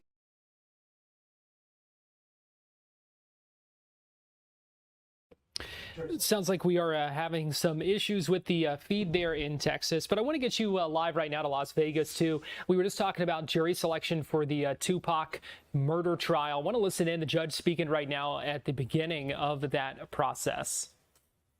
Happen a little better than I do because you proposed it, so I'm going to sit back and watch, and I've got kind of the idea of what's going to happen there. The alternates in this case, we are going to do 4 alternates given the length of the case. And so we are going to then they're going to be in seats 13, 14, 15, and 16 once impaneled. Preempts, like usual, we're going to exercise using the paper pass back and forth method. As we've already discussed, we will be bringing the jurors back for the peremptory challenges. So I anticipate having this full box filled on that day, which will be Thursday at 1 p.m. Do we anticipate once we get into the sequestered voir dire doing cause challenges up here at the bench? Whatever court's preference is. Let's try to do it that way and see how that works. Yes, okay? sure. So then after every juror, we'll have everyone approach, say pass or challenge. Okay, perfect.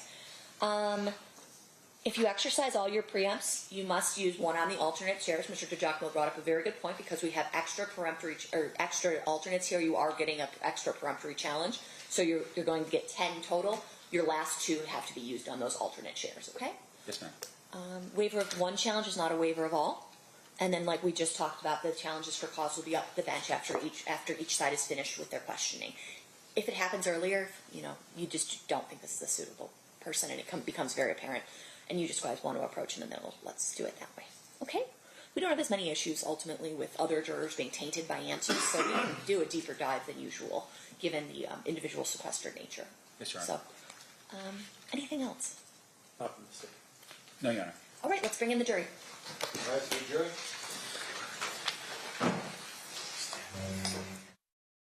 Jury pool coming in the courtroom as jury selection gets underway in the trial of Keefe D. Davis, who is charged in connection with the murder of Tupac Shakur back in 1996. We just talked about this a few minutes ago.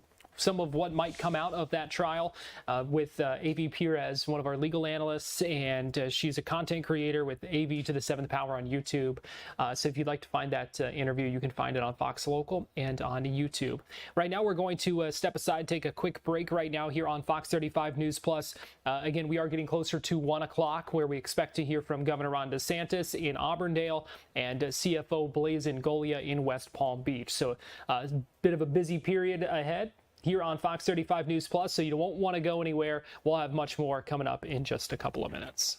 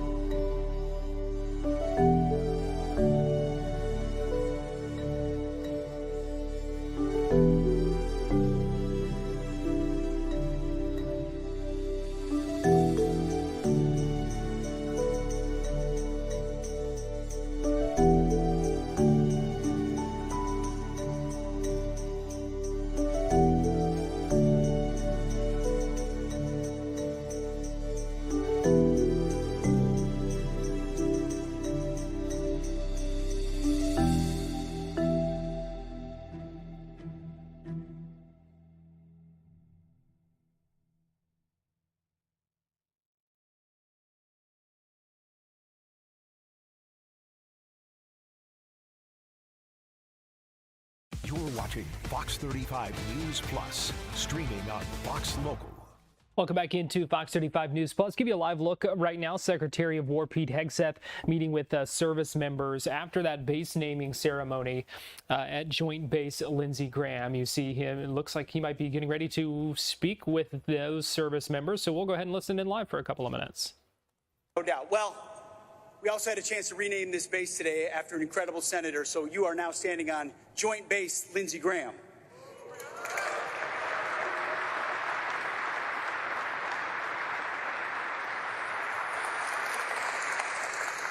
What a sight, no better sight in America. And it's an honor to be here with the warfighters of the 628th Air Base Wing, the 437th and 315th Airlift Wings, and the sailors of the Naval Nuclear Power Training Command and Training Unit. Now, when I look out at this crowd, I don't just see great Americans. In fact, that's what I say to my kids when they see our agents or others. They say, who are that? I say, great Americans. That's what you are. Great Americans, serving your country at the prime of your life. I don't just see great Americans. I see the absolute backbone of American power projection. You guarantee that when the United States draws a red line, our adversaries know we have the might, the grit, the logistics, and the reach to get it done. You are a reflection of the priorities that we've set from this department and in this department from day one. First, restoring the warrior ethos. We're done with the distractions. We're focused on high standards and shared purpose. It's not about what gender you are, what race you are. It's about the mission we share together, the Constitution we all swore an oath to defend, and how we train, how prepared we are, and the moments that matter the most. The 437th Airlift Wing is pioneering in this effort. Through your Airman Readiness Program in partnership with the Medical University of South Carolina, you are forging tactical athletes. You're building the physical and mental lethality required for high-stress peer adversary combat. Our second priority has been rebuilding the military, and we're transforming our installations into critical innovation hubs for next-generation warfighting. Look at what the 437th is doing as the premier maneuver force for the C-17 Alpha modernization, leading operational testing for things like palletized munitions, drastically increasing our airborne munitions capacity in future conflicts. I've been watching, I read the reports of how you iterate, do things faster in contested logistics. It's incredible, the backbone of what you have enabled in the theater. The adaptations, the changes, the speed, the nimbleness, the agility, second to none. You're equipping aircraft with integrated Starshield systems for resilient command and control in contested environments. Prototyping the War Box to provide autonomous maintenance to C-17 forces anywhere in the globe, which is how we have to fight. By the way, I'm a Norwegian from Minnesota, so I sweat like a son of a bitch. This is South Carolina in August. That tactical innovation is sustained by the relentless home station support of the 628th Air Base Wing, managing over $9.5 billion in physical assets while also providing security and sustainment to the Naval Nuclear Power Training Command and Nuclear Power Training Unit. Your support guarantees the pipeline for thousands of naval nuclear operators and protects the moored training submarines vital to our nuclear triad. And America's military is only as strong as its readiness, which is demonstrated every day by the 1,800 citizen airmen of the 315th Airlift Wing. By seamlessly integrating with active duty force, you provide the combat-ready global airlift that expands our nation's capacity to respond wherever and whenever America is called. And finally, restore the warrior ethos, rebuild the military, and reestablish deterrence. Projecting decisive global power keeps our adversaries in check. As the largest C-17 Alpha Wing, the 437th provides 40% of U.S. Transcom's strategic airlift. You are the primary maneuver element for the Joint Force during critical operations. I don't have to name them, you know them, you've lived them. Epic Fury, Inherent Resolve, Hawkeye Strike, Midnight Hammer, and Southern Spear. In the Middle East theater alone, this wing executed over 847 combat and combat support missions. Concurrently, the 628th is making this joint base the department's premier power projection platform with a heavy focus on the Pacific. Your site surveys of austere hubs like Wake Island and American Samoa prepare us for operations in other contested environments. By leveraging 3 military seaports, 39 miles of tactical rail, and robust airfield infrastructure, you ensure that we can rapidly deploy heavy armor, munitions, and personnel anywhere on planet Earth in a way no other military can. You are lethal, and you are ready, and because of you, America's enemies are on notice. I wanted to take a moment with my speech and my binder to make sure I got the stats on the back of your baseball card right. I can't memorize all that and wouldn't be able to do it justice if I didn't read it properly. But I want to take a moment to kind of speak from the heart to all of you, because what you do is not easy, and it can devolve into numbers and debates and discussions, and you live it every single day. And having a front row seat to watch these great Americans, the real 1%, has been the privilege of my life. My job is to serve you. In every day and in every way, provide every capability you need and more to ensure you can close with and destroy the enemy and come home. Some of those missions take longer than others. Some of the challenges more contested than others. But you step up every single time. And the message the president always wants me to deliver to you is that he has your back. In every scenario, he has your back, and so do I. This nation asks you to do really difficult things halfway around the world, and nobody does it better than you. And the secret sauce of any successful mission, whether it's Epic Fury, Southern Spear, Midnight Hammer, Absolute Resolve, Hawkeye Strike, you name it, are the logistics behind it. That's the genius of the United States military, is the strategic lift, Transcom, logistics, how we move things, people, munitions, capabilities. No one else can touch it, not even close. So a lot of things make headlines, things that we do that are quite effective. All of it is enabled by all of you. Incredible Americans at the top of your game, at the prime of your life, who could have done a lot of other things, and you decided to raise your right hand and serve. And that's why I consider all of you the real 1%, the real elite who give absolutely everything. We love you. We appreciate you. We appreciate your families, all those you serve with. Please pass this message to them as well. They serve alongside you. You're in our prayers every single day, in my thoughts every single minute, and our job, whether it's budgets, whether it's strategy, whether it's policy, whether it's authorities, whether it's standards, is to give you exactly what you need to be successful. No distractions. The less complications, the better. The more straightforward, the better. And when it comes to the president's directive, he said, Pete, deliver peace through strength, put America first, and apply common sense. And we try to do that across our formations as much as humanly possible. I often ask him, I say, hey, Mr. President, I'm going to go see your troops, this time out in South Carolina. I always ask him, what do you want me to tell them? And his answer is always the same. He goes, Pete, tell them I love them. And he does. And, you know, I'm here with the great Secretary of the Treasury, Scott Bessent, along with your great governor here in South Carolina, Governor McMaster. They both wanted to come along and say hello to the troops as well. But he can attest to that. Scott can attest to that. He's in those rooms with me at the same time as the Treasury Secretary, because it's not just what the military can do. We've got the most powerful economy in the world as well.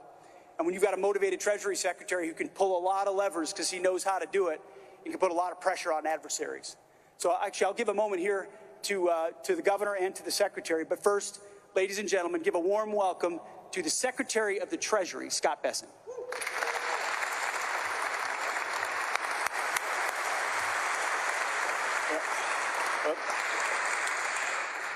Mr. Secretary, I can tell you I am a Scottish Huguenot from South Carolina, and it's hot today. So it's great to be with you all. And the first C-17 to come to Charleston Air Force Base was called the Spirit of Charleston. And I feel today, as we transition the name to Joint Base Lindsey Graham, that the Spirit of Charleston is with us.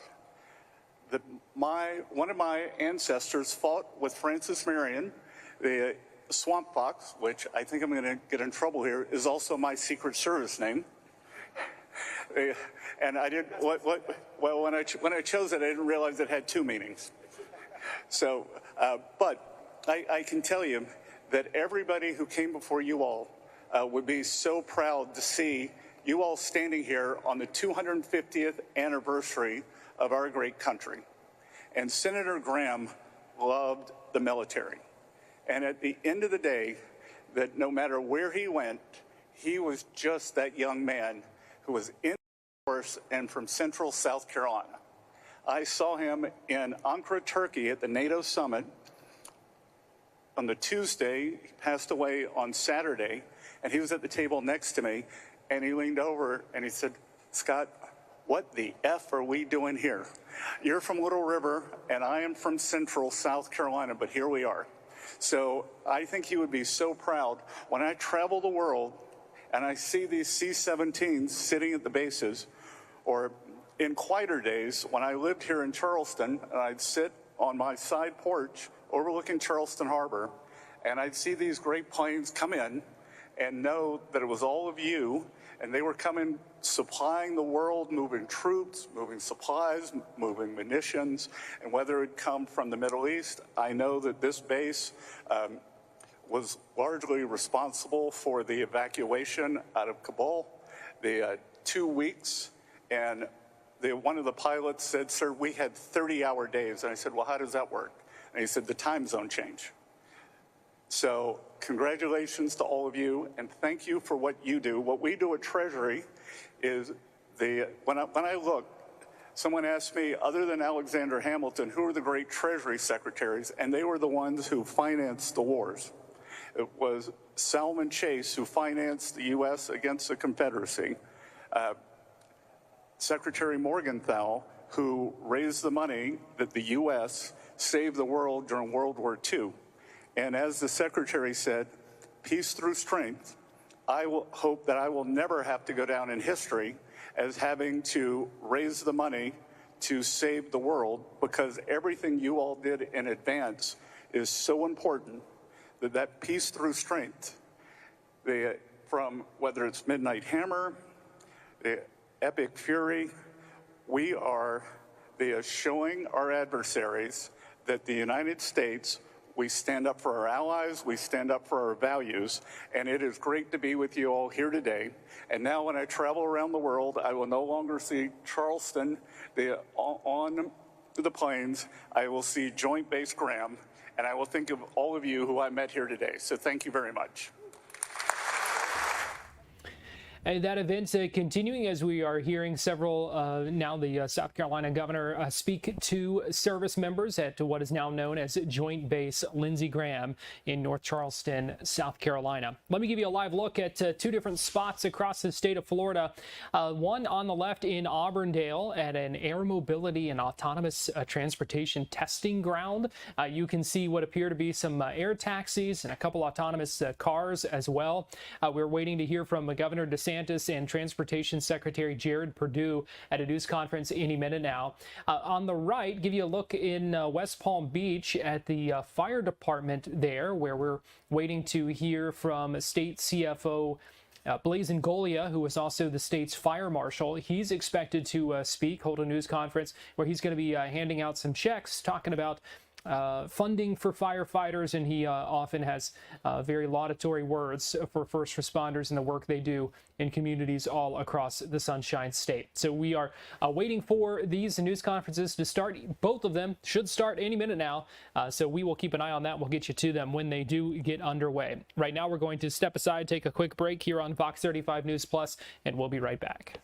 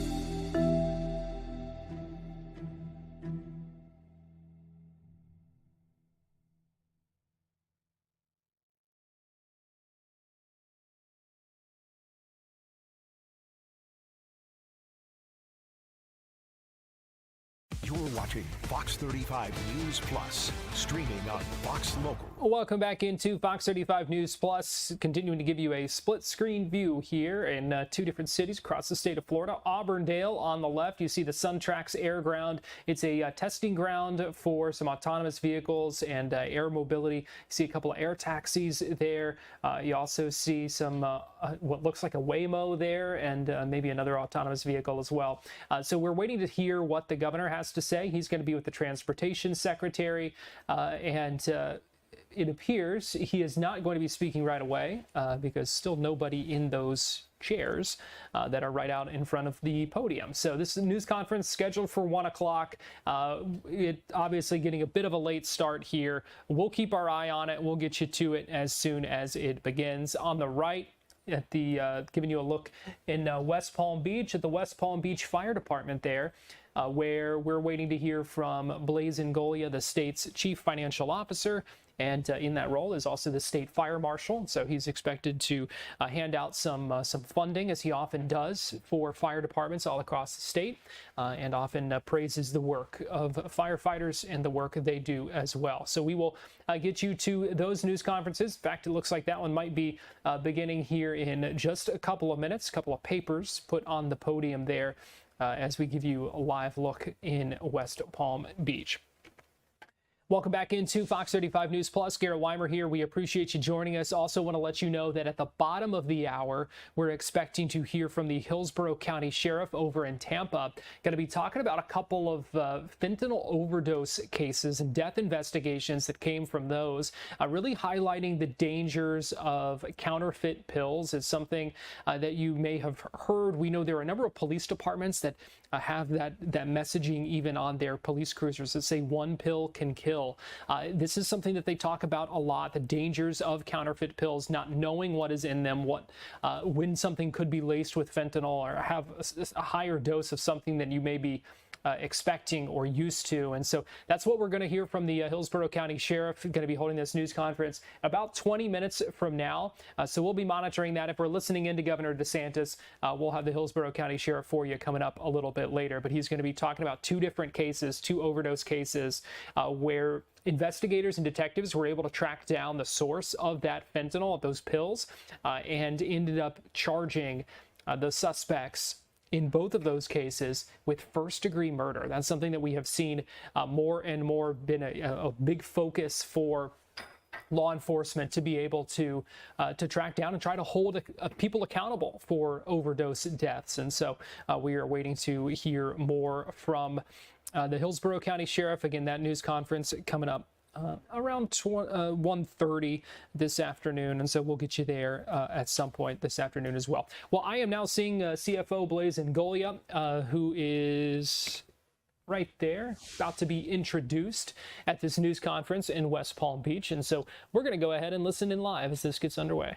Parts of Green Acres, and 180,000 people in the state, and I am just proud to be here to support what keeps our firefighters safe as they keep us safe. So thank you so much. Thank you, CFO, for inviting me today.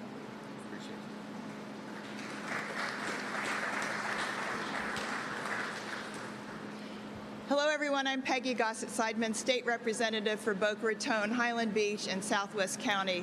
And I am very glad to see you here today, as well as our marvelous CFO, Ngolia, who is keeping our state safe and in a good Doge way. I come from a long line of firefighters and police officers, and I'm really thrilled to have so many of you in one place. And thank you for having us here today.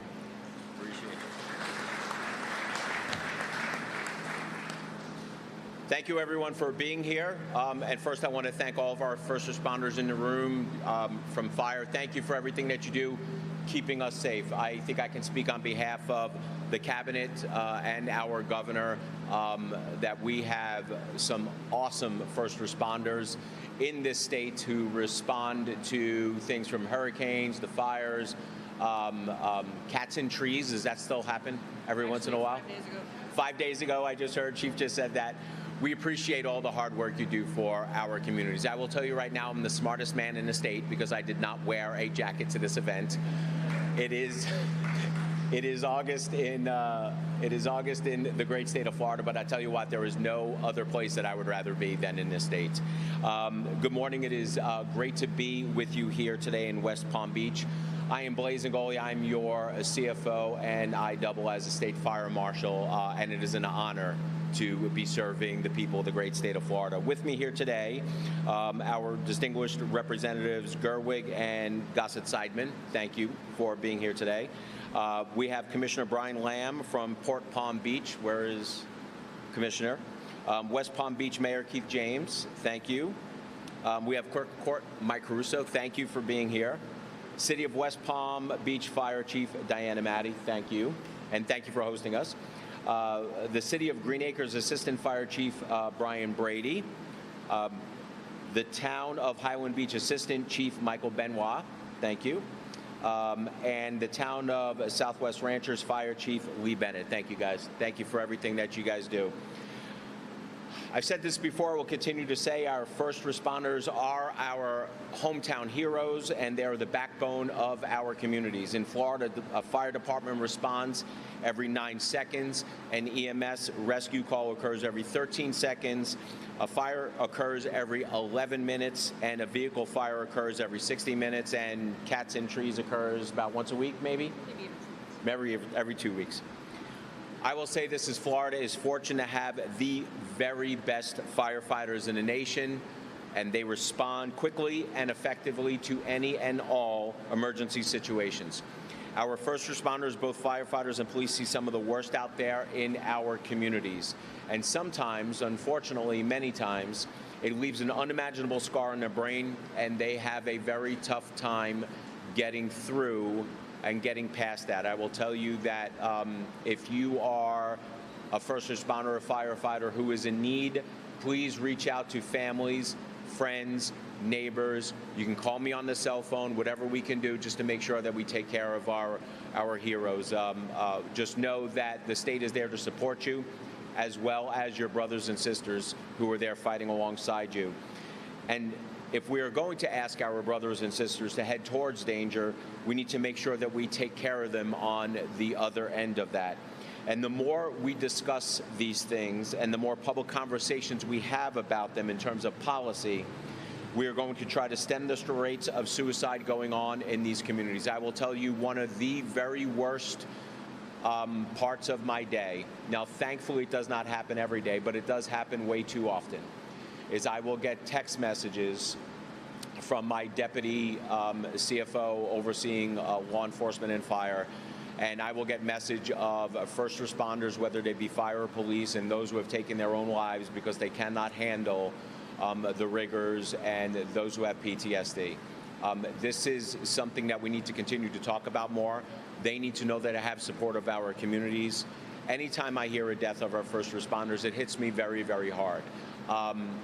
I will tell you that I go out of my way to make sure that I text or call the chiefs or the sheriffs or police chiefs in those areas and just let them know that we are thinking about them and making sure that the state of Florida has their back. It is something that we're going to continue to struggle with as a community, as a state, but everyone needs to know that we are here to get their backs. And this is an important message that I would like all the brothers and sisters in the room to let your brothers and sisters know that we are here and we'll have their backs, and we're always here to take care of them. As State Fire Marshal, I have made it a priority to visit Florida's fire stations, get to know our firefighters, and to raise awareness of the challenges that our firefighters face every day to protect our communities.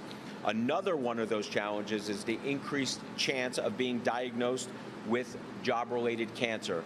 Unfortunately, firefighters have a higher risk of being diagnosed with cancer, which is why when I worked in the legislature, both as a state rep and a state senator, I sponsored legislation and championed legislation to provide monetary support for firefighters diagnosed with these certain cancers. And here's the deal. Fighting fires today is much different than fighting fires 40 years ago. 40 years ago, when a structure burned, most likely it was concrete, it was wood. But today, when we ask our firefighters to go into burning structures, there's a lot more than just wood and concrete that are burning. There are petrochemicals, there are chemicals, there are things that are being lit up and being absorbed into the skin, into the eye, into the lungs of our firefighters. And unfortunately, this has caused occupational cancers, and there's a higher risk of contracting and getting those cancers because of their profession. So if we are going to ask again to have our first responders run into the danger, we need to make sure that we support them and make sure that they have the tools that they need, as well as the community support that they need to keep them and their loved ones safe. Because it's not just them. It's when they go home. Before they had the equipment, before we recognized this, they were going home and they were hugging their kids and they were kissing their wives. and the transfer of those petrochemicals. So the more we can create awareness, and we've actually already created the awareness. We created the awareness. We realized that there was a problem. The legislature tackled the problem, will continue tackling the problem, but now it is a term of funding to make sure that they have the funding needed to go out and buy the cleaning equipment and every chance that we can, the better equipment to make sure that we are protecting them. We must ensure that our fire stations and our firefighters have the equipment they need to keep Florida safe and their families safe. That is why I have traveled the state making it clear that the first thing that we must do is make sure that we take care of our fire and police. I know there is a big talk about property taxes, and I know a lot of people have some very opinionated views on taxes, including me. But I've said this, I will continue to say this. No matter when, if, or how we talk about property tax cuts, local government should always be prioritizing fire and police, sheriff's deputies in their budgets, because the first rule of government is to take care of the people. And the best way to take care of the people is make sure that our hometown heroes are and continually are being fully funded. So today, I'm here to, and I'm proud to award $1 million to protect our firefighters from dangerous cancer-causing chemicals and to ensure that our fire infrastructure is ready for any and every emergency ahead. The funds I am awarding today are available through the Firefighter Cancer Decontamination Grant Program, the Firefighter Assistance Grant Program, and projects that were appropriated in the fiscal 2025-2026 budget. The Firefighter Cancer Decontamination Grant Program provides funding to fire departments for the purchase of life-saving equipment to mitigate exposure to cancer-causing chemicals. The Firefighter Assistance Grant Program was established to help volunteer and combination fire departments improve their emergency response capabilities. So right now we are going to award these grants and these checks. We're going to call the fire station out. And if you're a chief, come up, take a picture. So there are, I believe, 5 checks today. So 5 checks today. 2 are going to the same town. We will take the pictures individually. Then we'll come back up. We'll take one group picture with everyone, and then we will hear from our chiefs. So today, I am happy to award 2 checks going to the town of Southwest Ranches. $51,380 through the Firefighter Assistant Grant, and $4,974,000 going through the Cancer Decontamination Grant Program. In addition, $900,000 to build the town of Southwest Ranches Fire Station. We have 2 checks.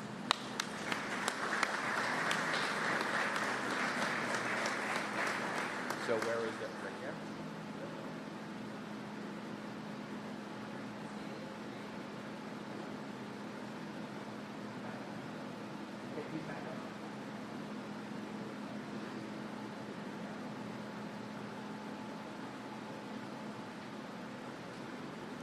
Next up, the city of Green Acres, $6,806 through the Firefighter Cancer Decontamination Grant Program.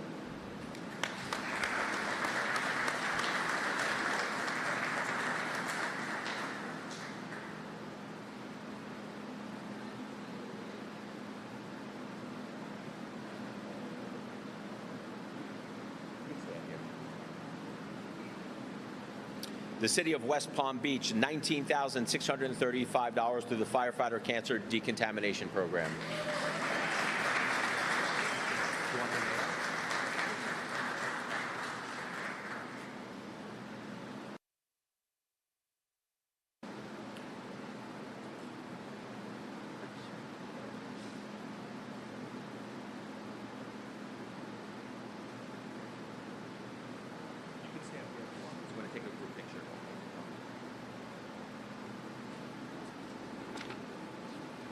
And the town of Highland Beach, $5,962 through the Firefighter Cancer Decontamination Grant Program.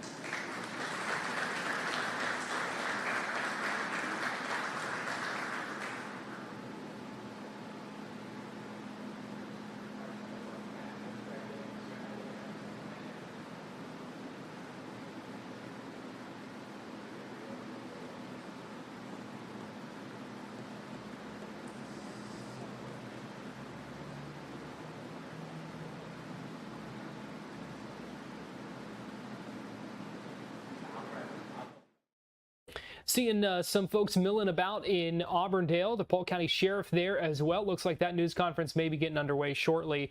Meanwhile, we've been listening in West Palm Beach and CFO and State Fire Marshal Blaise Ngolia. So we're going to take a quick break right now here on Fox 35 News Plus, and we'll be right back.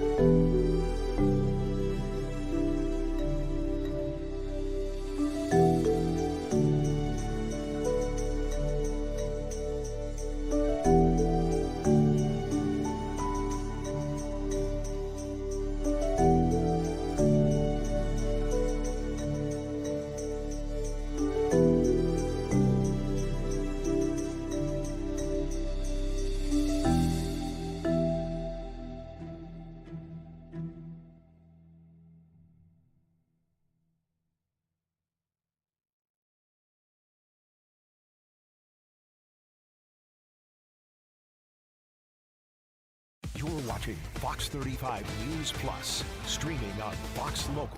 Welcome back into Fox 35 News Plus. Want to get you live to Auburndale, the SunTrax Air Ground. Governor Ron DeSantis now at the podium was just introducing some of the other speakers who are, or some of the other officials who are there with him as well. So let's go ahead and listen in live, talking about the future of transportation here in Florida. Let's listen in. I hate doing it, and we've worked really hard to alleviate that, and you're seeing that, but you're going to see a lot more as these projects come to fruition in just a few years.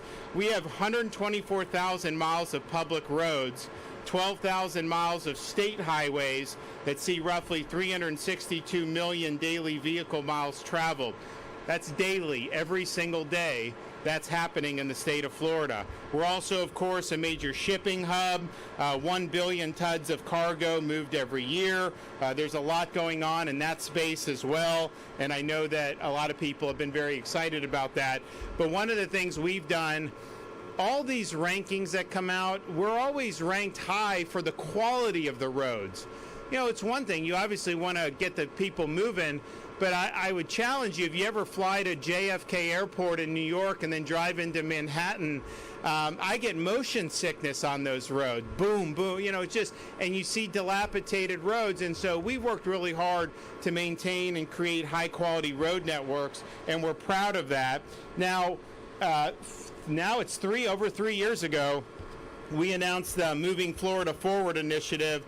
So that front-loaded billions of dollars. I think the total is probably about $7 billion. We had a big surplus. We've done a lot of tax relief.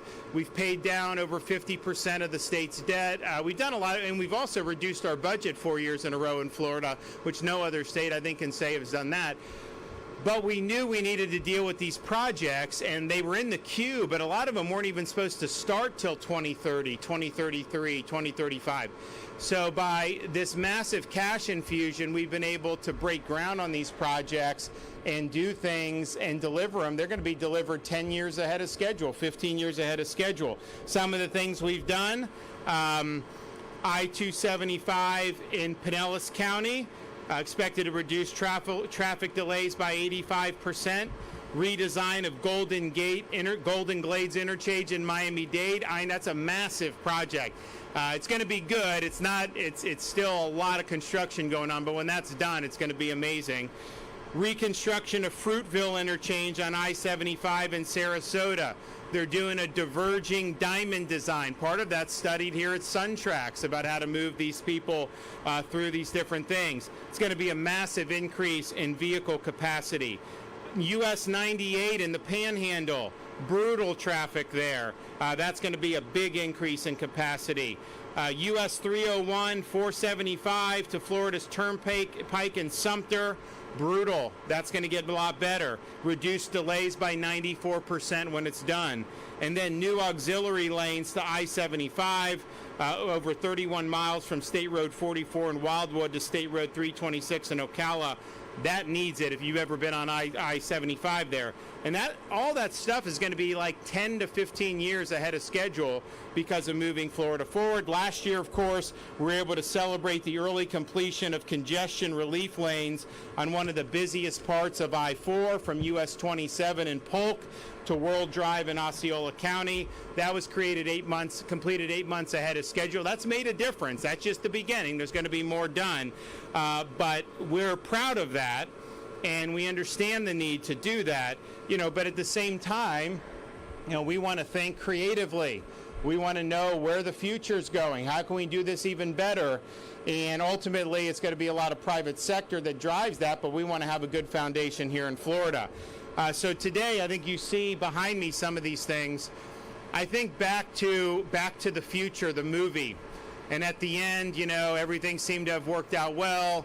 Marty's got his truck, his parents are happy, his girlfriend comes back, and you think they're just going to ride off in the sunset.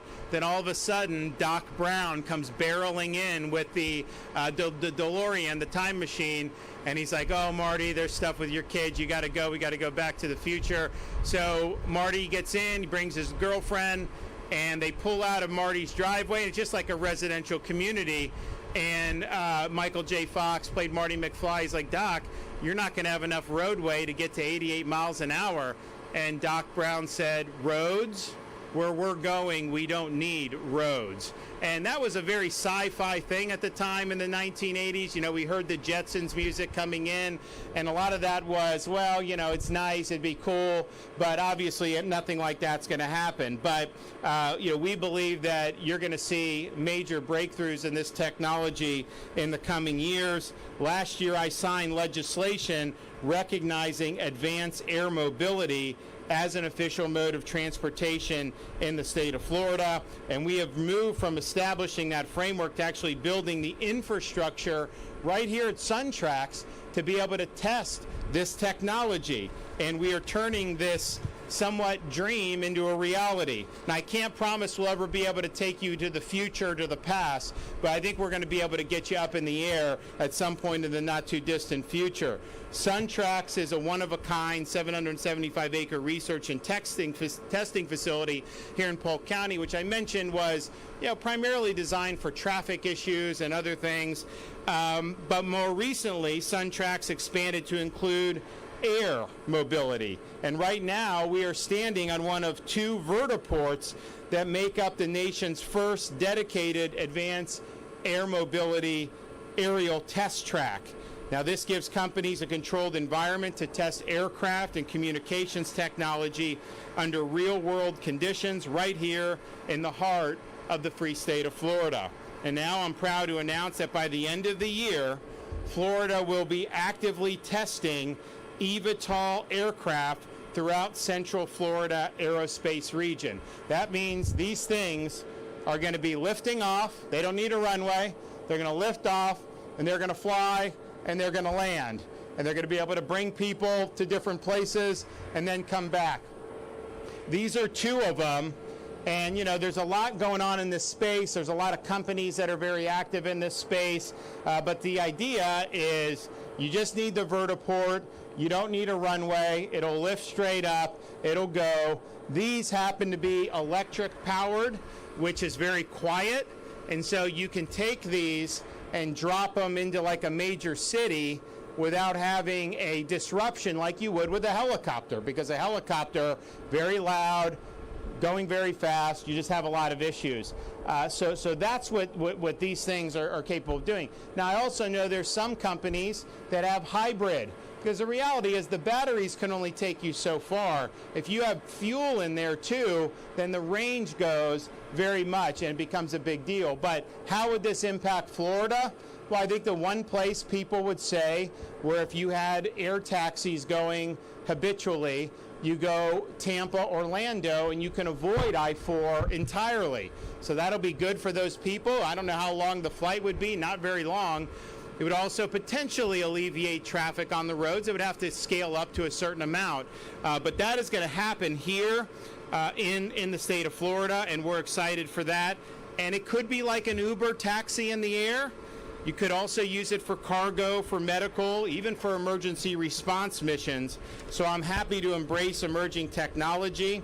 And I think because of what we've done, we were selected by the Federal Aviation Administration to take part in their vertical launch and AAM integration pilot program. So Florida here has been designated one of the sites throughout the country, and there are not very many who've been able to do that. The second thing here we can say is we're now actively testing and supporting the deployment of autonomous and connected vehicles across the state. So right here behind me is that Jaguar is a Waymo, and Waymo's involved in Florida now.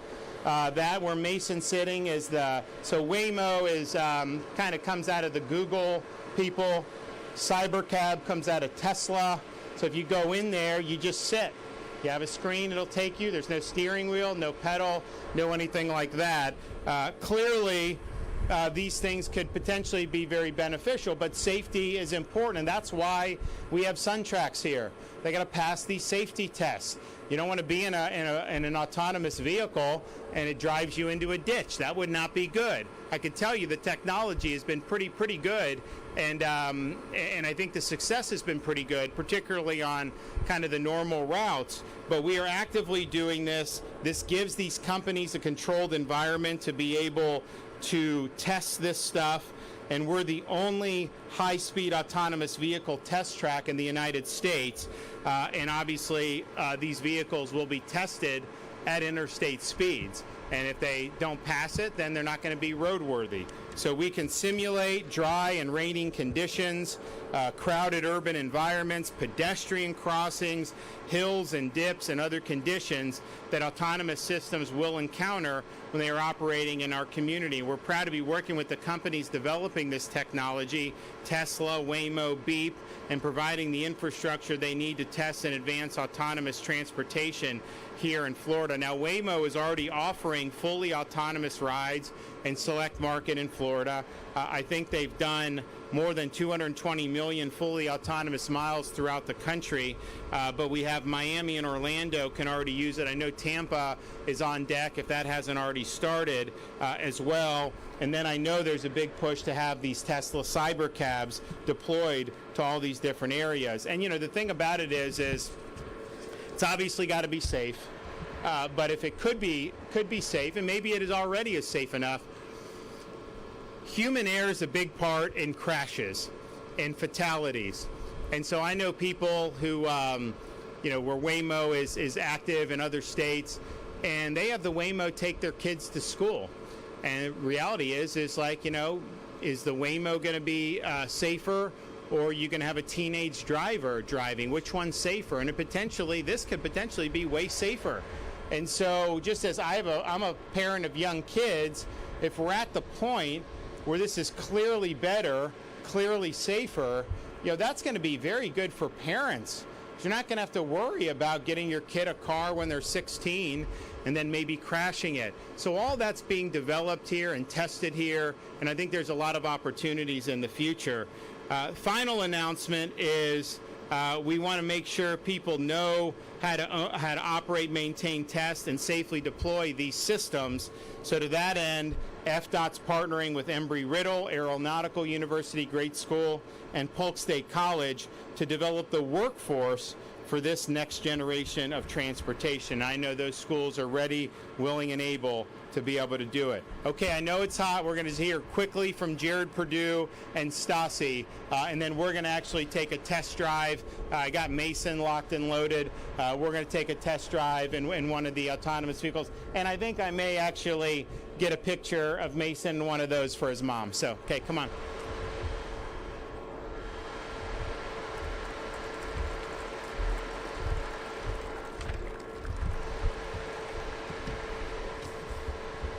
All right, thank you, Governor, and I do get the message quickly. I know it's hot out here, so, and you already covered a lot of it, but I can honestly say, under the Governor's leadership, we have put Florida on the map. We're leading in transportation infrastructure and technology, not just nationally, but globally. We are doing more and leading the world stage in both infrastructure investments and also with emerging technology. And what better place to represent that than here at SunTrax, where for years already we've been testing and developing autonomous and connected technology right here in the heart of Central Florida. And Florida's really built a framework and a platform for these companies to deploy their technologies in a safe and efficient way. And as you heard from the Governor, Waymo's already operating in Florida very successfully. Tesla's already has autonomous driving technology. They're working on their cybercab and testing right here at SunTrax. What do we want to do as government? Facilitate the fast and efficient deployment of new innovations that impact safety and efficiency. And as many of you know, human behavior is actually the biggest contributing factor to fatalities on the state highway system. Autonomous technology has the potential to eliminate that risk. And so we're very proud to embrace it, and really looking forward with the announcement of SunTrax Air.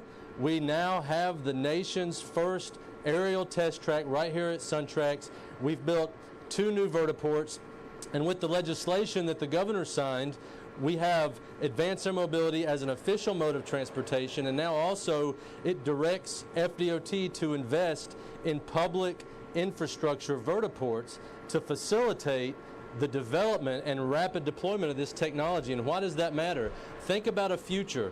We're at the age of flying cars. Think about a future where you have another option on I-4 to get from Orlando to Tampa.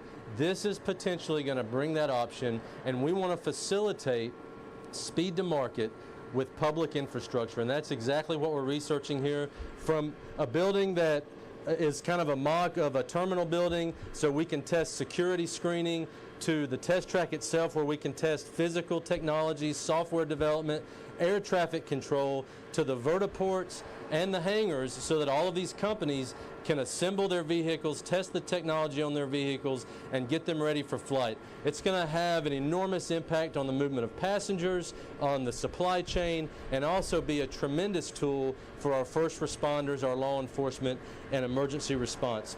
One other great thing about SunTrax, it gives us the opportunity to partner with academia here in the state of Florida. We have the best university and state college system in the nation. We have a partnership with Embry-Riddle University, which is one of the premier universities in aviation and aerospace across this country. We also have partnerships with our state college system, specifically Polk State College here in Polk County, to work on the workforce and training aspect of this with pilots, air traffic controllers, and vehicle maintainers. So we've got it all lined up. We're leading under the Governor's leadership. We really truly are in the age of flying cars. What you saw on the Jetsons is becoming a reality. These vehicles are real.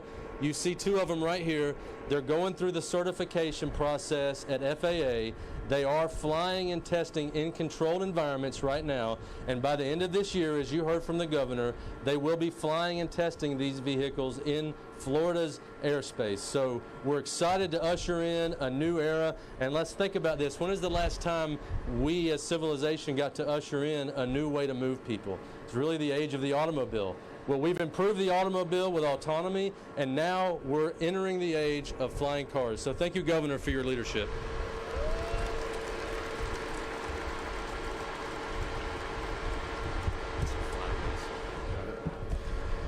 Well, good afternoon.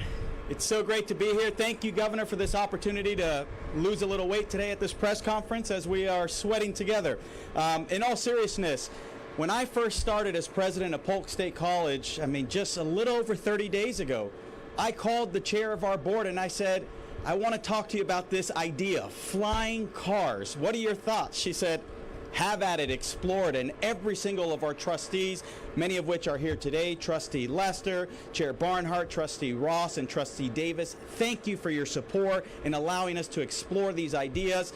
But I'd be remiss if I did not also thank the incredible team at the college, especially our provost, Dr. Amy Bratton, who I remember she was the second person I called, and she told me this is exactly how we can do it. Dr. Mary Clark, thank you for always making sure that we figure out how exactly this looks when we move forward on these partnerships. But this is amazing, because when I found out that SunTrax was in our backyard here in Polk County, I knew that this was an incredible opportunity. And I want to thank Secretary Perdue. I want to thank the governor. I want to thank the Polk County delegation for investing in our college and making sure that these are the kind of partnerships that are thriving here in Polk County. The future of transportation, of aerospace, and advanced manufacturing is being built right here in our own backyard.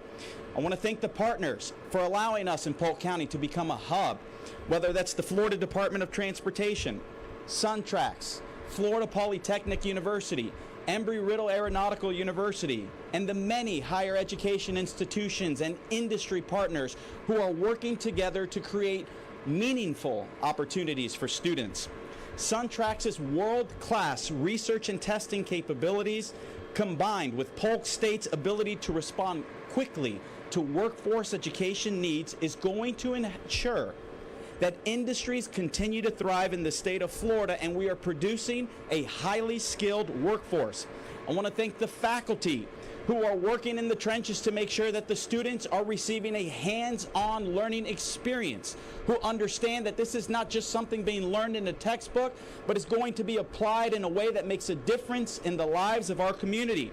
Dr. Aaron Judy, and Dr. Maury Tusi, thank you for your work. And through our recently announced Eagle to Phoenix pathway with Florida Polytechnic University, we were able to recently tout the fact that our students at Polk State College are now having meaningful pathways to higher education institutions. We created the Eagle to Phoenix pathway that now allows 10 STEM baccalaureate pathways for our students to be guaranteed admission at Florida Poly University. And I tell students all the time, we are the most affordable game in town, but we are also a prestigious institution that will prepare you for the workforce, that will prepare you for a seamless transition to a higher education university, and to make a difference in the community that you serve. So thank you for this opportunity, Governor, and God bless you all.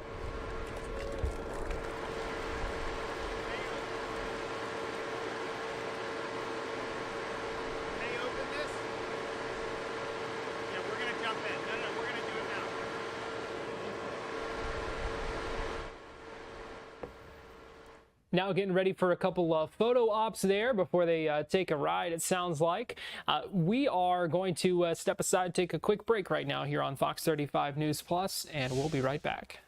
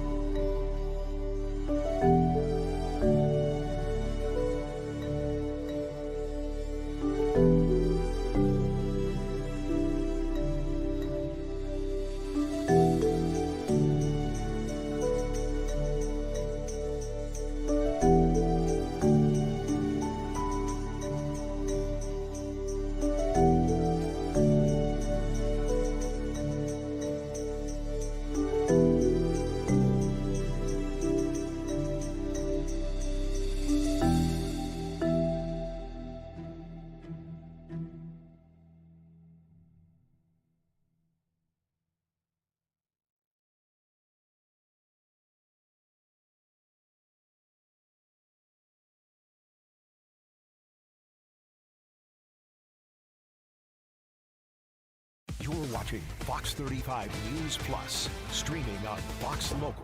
Welcome back into Fox 35 News Plus. Garrett Weimer here, and thanks for joining us. Governor DeSantis' news conference in Auburndale has wrapped up. He was taking some photos there by the vehicles. Pretty short news conference out there. You heard him talking about how hot it is right now in Polk County. So we've been monitoring as well during the news conference in Hillsborough County. We'll have more on that coming up in just a little bit, where Sheriff Chronister was talking about a couple of fentanyl overdose cases. So we'll have more on that coming up in our 2 o'clock hour. We were listening in to Blazin Golia, his news conference in West Palm Beach. He did take some questions at that news conference. Want to play for you as he talked about several different topics in that Q&A portion just a few minutes ago. Yeah, my response to that is, I've said it before, I'll continue to say it, is that a lot of these local budgets have exploded over the last 6 years. In fact, I don't think there is any one of these counties that their budgets have not increased anywhere between 60 to 160% over 6 years. So they have been an enormous beneficiary of a historic amount of property tax revenue that has flowed into the coffers. Right now, what I am worried about is an affordability issue here in the state of Florida. There are a lot of people moving here, and the places where you see most people move to, usually the costs start rising along with that. So if we want to fulfill our promise of making this place as affordable as possible, we have to balance the need for public safety, which should always be funded first in their budgets, and the needs of the residents to have it as affordable as possible. I have run a lot of these numbers personally along with our teams, and we think there is a lot of room to offer property tax relief and still fund the necessary items for our first responders. But having said that, I understand the anxiety of sheriffs and police chiefs and fire chiefs around the state, where they're saying that their budgets may wind up being gutted and they might have to lay off people. I understand that. I don't necessarily agree with that, but I think that also goes to their distrust of the people who are holding their budget. Because across the state, the vast majority of their budgets are controlled by their county commissioners or their mayors. So I will tell you that there's more than enough money to go around. I believe there is. I do not know if this property tax referendum is going to pass, but I do know this, is that the issue of affordability and high property taxes is not going away. So while that's still an issue, I'm still going to be out there advocating for the maximum amount of property tax possible while making sure that they are continuing to deliver those services. Yes, ma'am. You might have to stop. I'm having a hard time hearing you.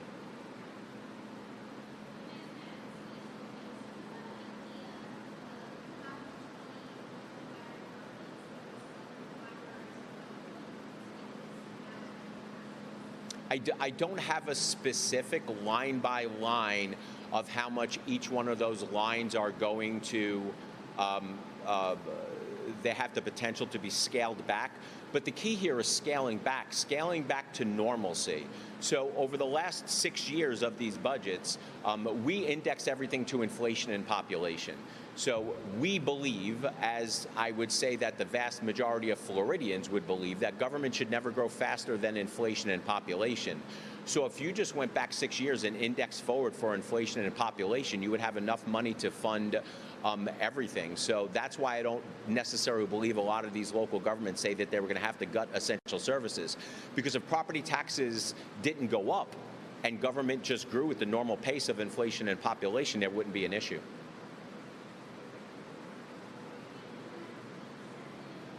Chief, do you want to answer that?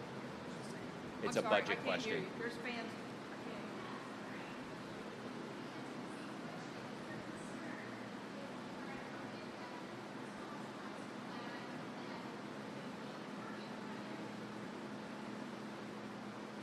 The question was our concern over our budget for the next year, response times lagging and whatnot. I do not have a concern over that because I know that our West Palm Beach firefighters are going to rise to the occasion.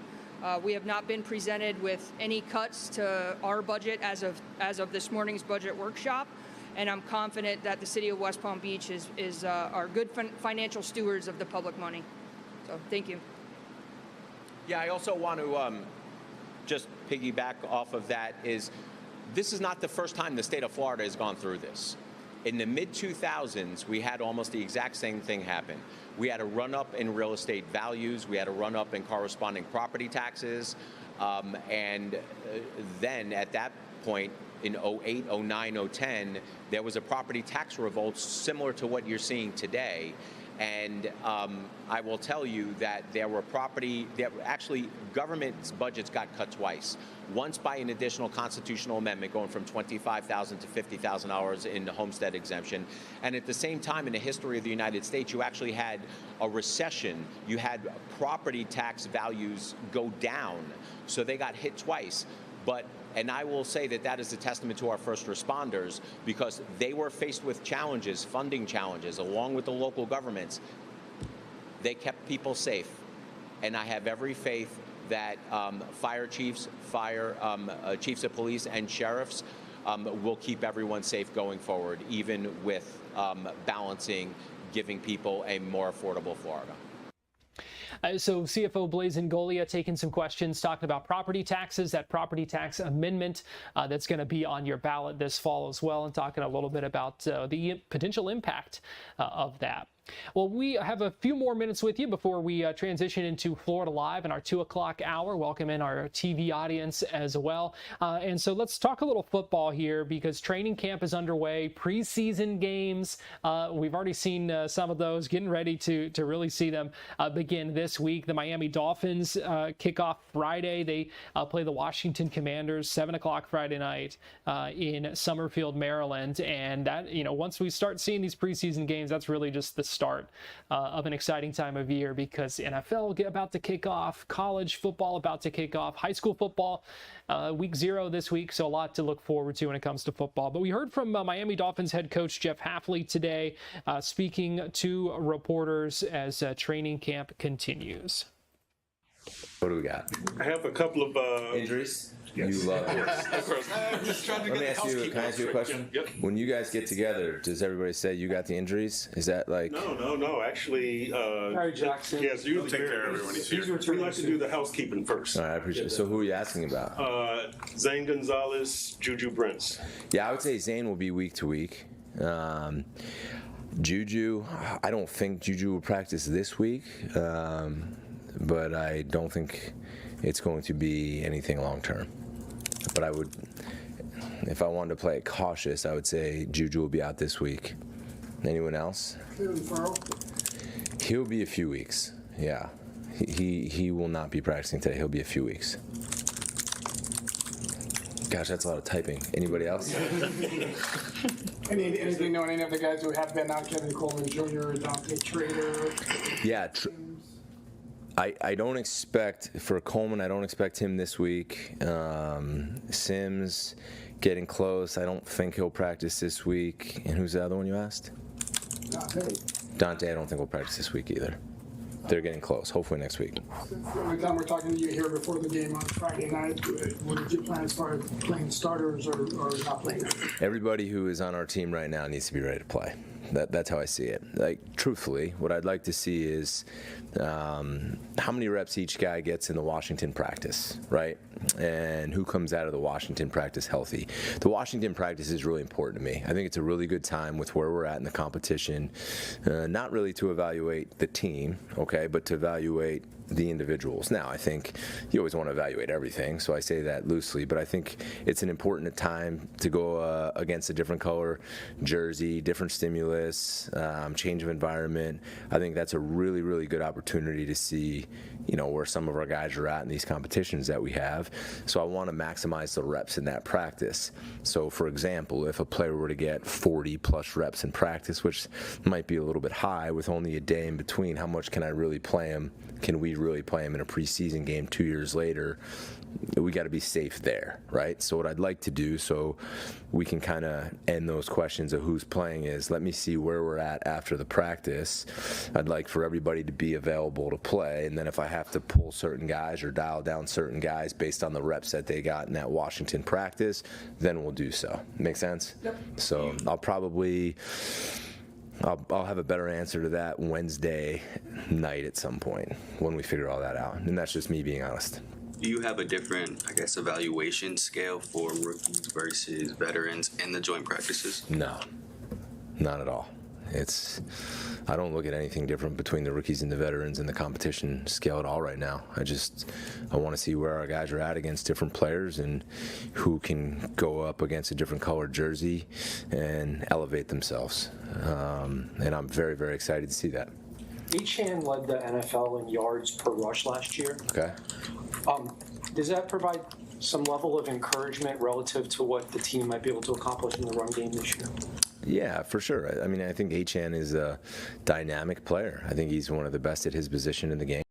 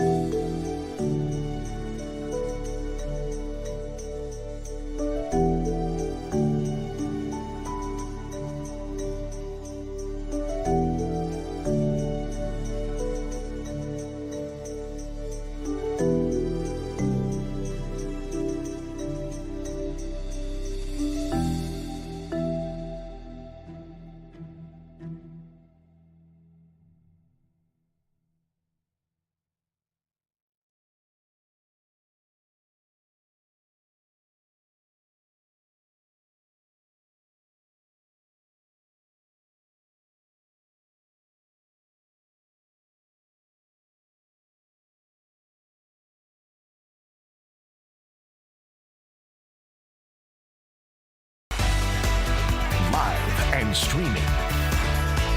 This is Florida Live.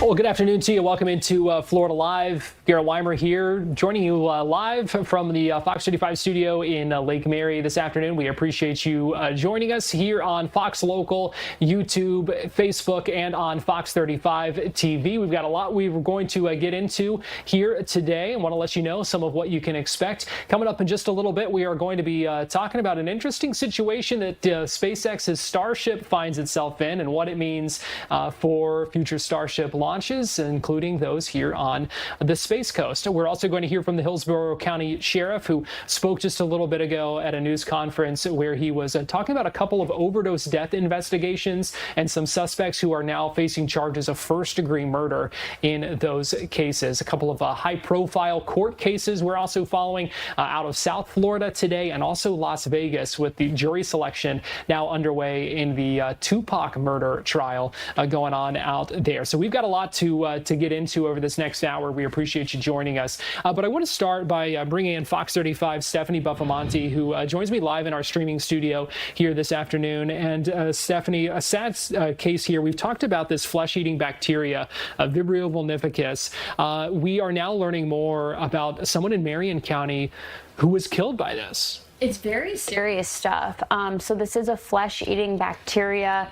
You get it from going usually into warmer waters when you have a cut.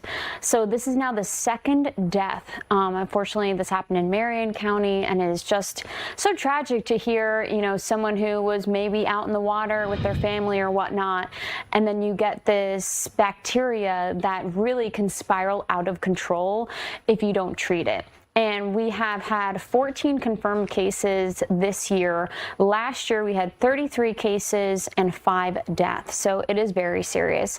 I did just speak with the woman who got it last summer. She was in Pensacola. She had said she was out on the water with her family. They went out on their boat like they do all the time. And she had said that she did have a cut and she went in the water. Then the next thing she knew, she was in the hospital. They were trying to make sure they could treat this before, you know, she went into septic shock, because that's a lot of the times how your body reacts if it's not treated quickly. But she sent us some pictures that you can really see. It's pretty disturbing just how it literally eats your leg. And it's very scary stuff. And she was talking and she was saying, I'm a mom. I was out on a boat with my children and I got this because I went in the water with a cut. And we've heard from the experts, you know, even just for a woman, a lot of the times you shave your legs before you go to the beach or something like that. And if you go in the water that is infected like this, you could, if you cut yourself, you could really harm yourself and you could potentially get this. You know, so it's just something like that. And the scary thing is it could be literally anybody. It is scary. And so when this person you spoke to who had it previously, she obviously recovered from it, Yes. At least to a certain extent. How is she doing now? So she told me that she's had so many surgeries. I can't remember the number off the top of my head. She said somewhere between 10 to 15, I believe. She's had so many surgeries to her leg because that is really the area that it impacted. And she told me that she now has drop foot. I don't know if you know what that is, but that's when you can't really move your leg how you want to. And because she's had so many surgeries, she said the muscle was just, I guess, messed with so many times. It's kind of how she explained it. I'm not a doctor, but that's how she explained it, that it's caused her, you know, that drop foot. And she also had so many surgeries just because of what happened. And for her, the reason why she wanted to talk with us is because she is thankful she's alive, but she just can't believe she went into the water with a cut. And this is the result, that now a year later, she's still dealing with recovery and things like that. And so with these kind of two instances, you know, really painting a picture of how serious something like this can be, what do we know, if anything, about this victim who just died in Marion County? We unfortunately don't know a lot. Of course, we're waiting for the health department to give us more information, but all that we know is that they were older. Both of the cases from this year, the people were from 50 to 70 years old. So these are older people that passed away. And I don't want to speculate, but you have to imagine if it does cause such a serious shock to your body, that I'm assuming if you're elderly, you don't react how you would if you are younger and healthier. But of course, like I said, those two people who had passed away were a little bit older, but we did have 14 confirmed cases. Those people, of course, recovered. All right, so we will continue to follow this. We've been tracking it as these number of cases has grown, and now continuing to learn some more information about those cases. Fox 35 Stephanie Buffamonte, we appreciate you joining us here on Florida Live this afternoon. Thank you. We are also learning more about a situation with SpaceX struggling to recover its Starship rocket from the ocean. Interesting stuff here. Fox 35's Esther Bauer following up on this and telling us a little bit more about what's going on. So, Esther, the Starship is just floating around out there somewhere, huh? It is in the ocean, the world's biggest rocket, and they have all these boats around it. They're trying to tug its way back to shore, but it has been hard. This is the absolute first time. Yep, you're looking at that on your screen. It looks like a movie, but this is really happening right now. So this is the first time that we've seen SpaceX try to do this. This was from their latest launch. Now, normally when this Starship lands in the sea, it just kind of cracks and then ultimately sinks. So we don't really get to see it, go down gently and then just kind of topple its way over and stay above water. So SpaceX is doing its best, trying very hard to gather as much data as they can by attempting to bring Starship back to shore, but it's been hard. Elon did post on social media a few days prior that things were not looking good, because you can imagine this is the world's biggest rocket in the ocean. So you're battling waves. You're trying to surround it with all of the different boats that are needed to safely and successfully move it. So they've been facing just the barriers and battle of sea. And so they have not been able to get it to shore as they want, but they are still trying. We did speak with a space source about this, and something I thought was striking is, since we do see it in one piece, if for any reason SpaceX makes the call, hey, we cannot safely bring this back to shore, they're going to have to find a way to blow it up or get rid of it in the sea, because you can't have, cargo ships running into it. You can't have other space groups, other space competitors going out to see it in the ocean and trying to take what they can from the Starship. So if for any reason they're unable to get this brought back to land, which is what they are trying to do, very hard, they'll have to figure out a way to, the space source said, crack it and then ultimately demo it so that none of that technology could be looked at or stolen from. But just amazing to see. And this is the first time they are actually making this try and get the world's biggest rocket back to land. It really is fascinating. It looks like a big whale just floating there in the ocean. Yes, it does look like a whale. And I don't know how they are really doing, but they are definitely trying, and they have so many tugboats. But I would be amazed if I was on some kind of cruise ship and I just happened to see this. I'm sure everyone's jaws would just drop. Yeah, I think you're right. Now, this is something that we could see more of, Esther, because of some ways that SpaceX is kind of wanting to do future launches and landings. Yes, so we could see some more of this, or at least some more work when it comes to space done at sea. So we do know that SpaceX has submitted some public comments to the feds, asking for some lessened restrictions when it comes to doing rocket launch and landings in the ocean. So they think this would be beneficial for their company going forward. And the federal government at this point is open to hearing that. So that public comment period actually just closed on the 7th. SpaceX was one of the companies that submitted this comment. But when you hear people and companies like SpaceX, Elon had recently said on social media, wants to launch Starship once per day, which that definitely seems like that's a while out. But when you're talking about doing that, they are looking for any and every space to launch and land rockets. We've talked about the growing crunch here at the Space Coast when we have all these private companies, we have the federal government that needs to launch.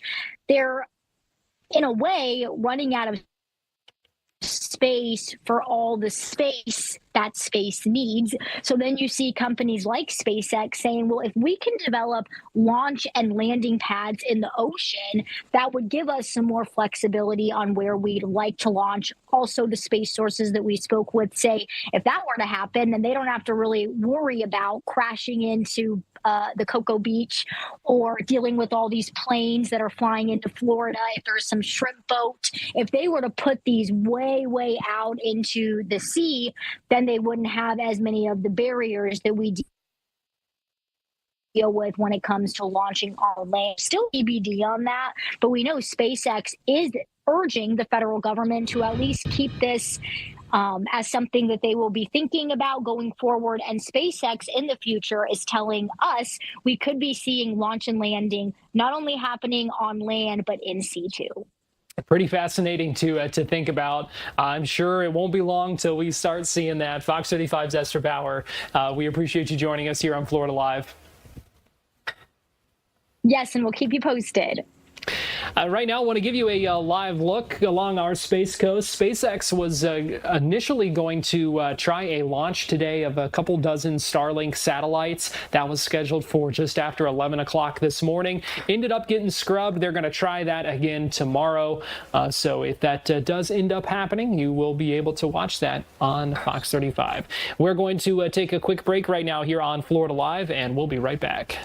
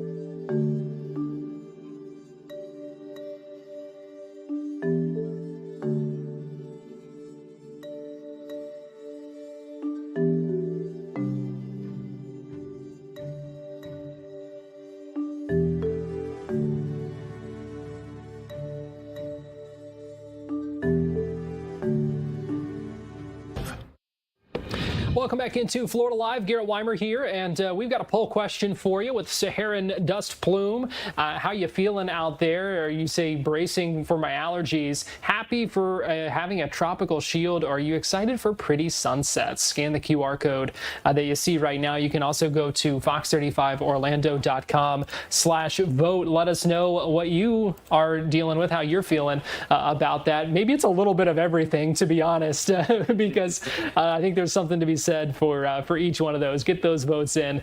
Let us know. I've got Fox 35 Storm Team meteorologist TJ Springer joining me now, and I tell you what, we need all the help we can get this time of year as far as a tropical shield, because all of a sudden things are getting busy out there in the tropics, TJ. They've woken up just a little bit, Garrett, I feel like over the last 7 days or so. Yeah. I'd say more than just a little bit, because we went from having essentially nothing for so much of this season, and now there's, what, three potential disturbances that the National Hurricane Center is watching. Yeah, I mean, the plus, like you just said, the dust, thankfully, there's still a ton of that out there. And so a lot of sure that this historic El Nino is continuing to be keeping things from really developing fast, but it doesn't mean that we can't see development, as we've now seen some chances really increase for one of those waves that is a little closer to the west coast of Africa. That's going to be the one that I think probably out of all of these has the best chance of developing.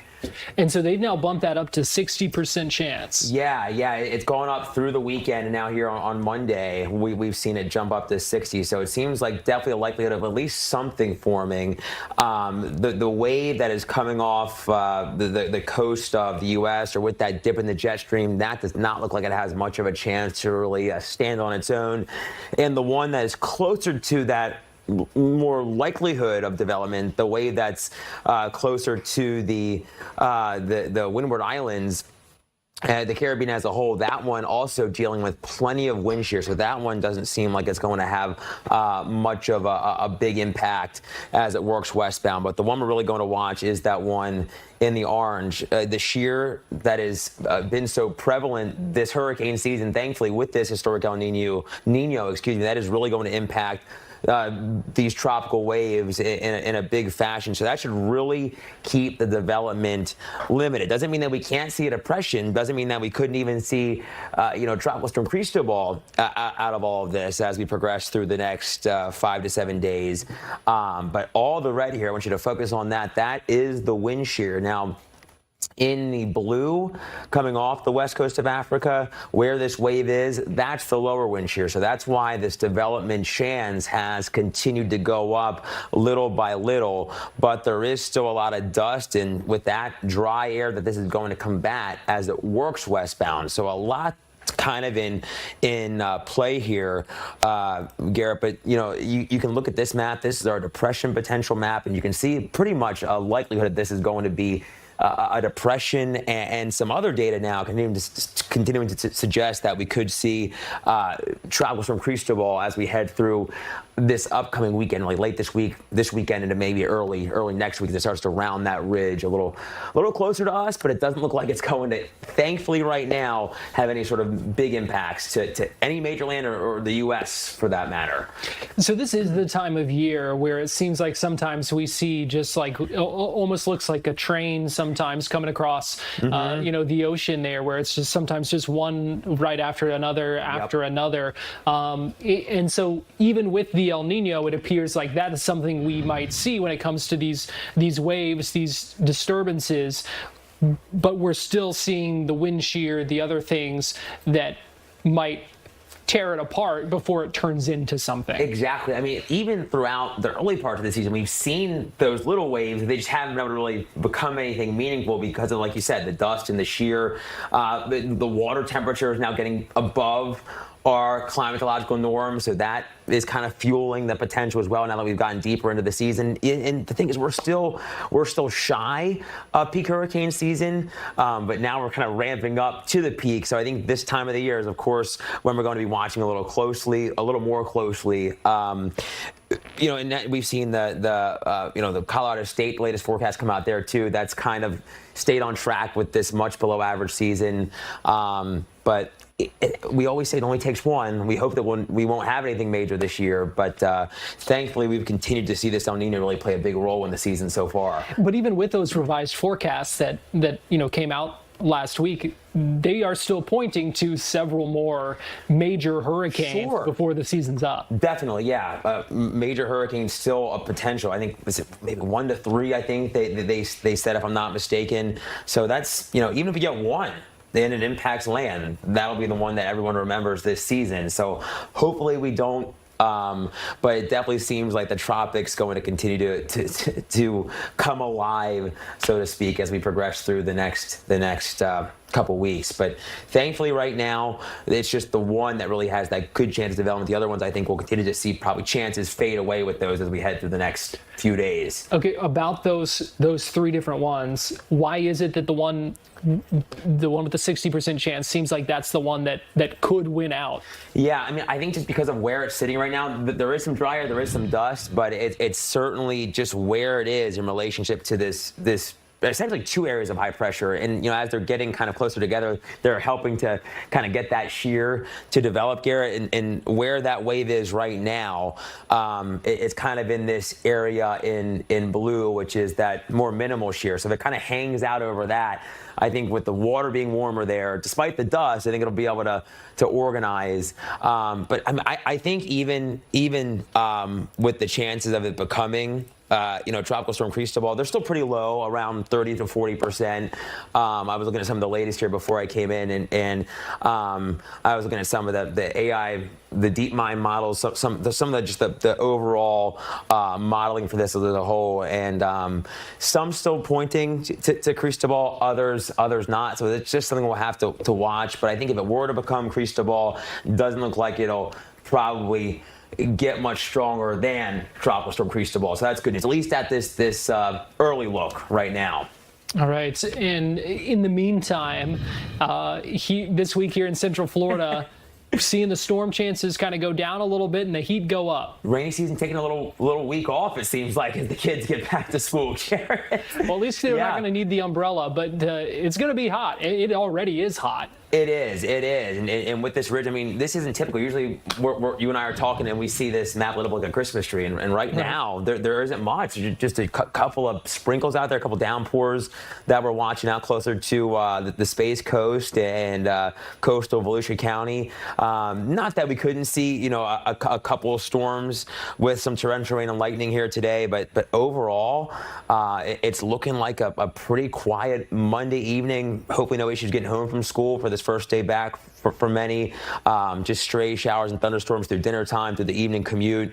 And then it looks like tomorrow, I did bump up our chances just a little bit. Gary, it looks like there is going to be a weak front that tries to come in, so that brings a little more lift. So a little more coverage tomorrow.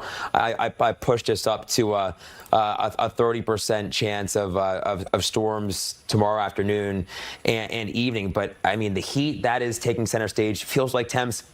It's going to be close. Maybe some heat advisories coming down the pipeline, but looks like 107. We could be feeling temperatures as hot as that as we had to Thursday, Friday, and Saturday. So anyone trying to maybe put the books down after the week of school, maybe get out to the beach, the pool, I think those outdoor plans should certainly be favored around the water if we can get them there. Yeah, you want to be around the water. Either way, you're going to be soaked, either by sweat or by water. So yesterday we were just dripping, but we were outside for a bit at times. That we no surprise, we were at the parks, but it was just had the fans going. We had a little personal fan. It was brutal, and it's kind of the not as bad as what it'll be later this week. Yesterday was kind of the kickoff of it, so to speak. Yeah, it's what we're going to be dealing with. You got to have those fans or whatever you can do to stay cool. Yesterday, we did some housework inside, and then we're getting ready to lay by the pool, and then it started storming. So of course, either way, I guess we kind of avoided the crazy hot weather. At least we're in the air conditioning. It wasn't outdoor yard work. I did a little bit of that, and I'm like, this is brutal. Who suggested these kinds of ideas today? File a complaint with the manager. Yeah, exactly.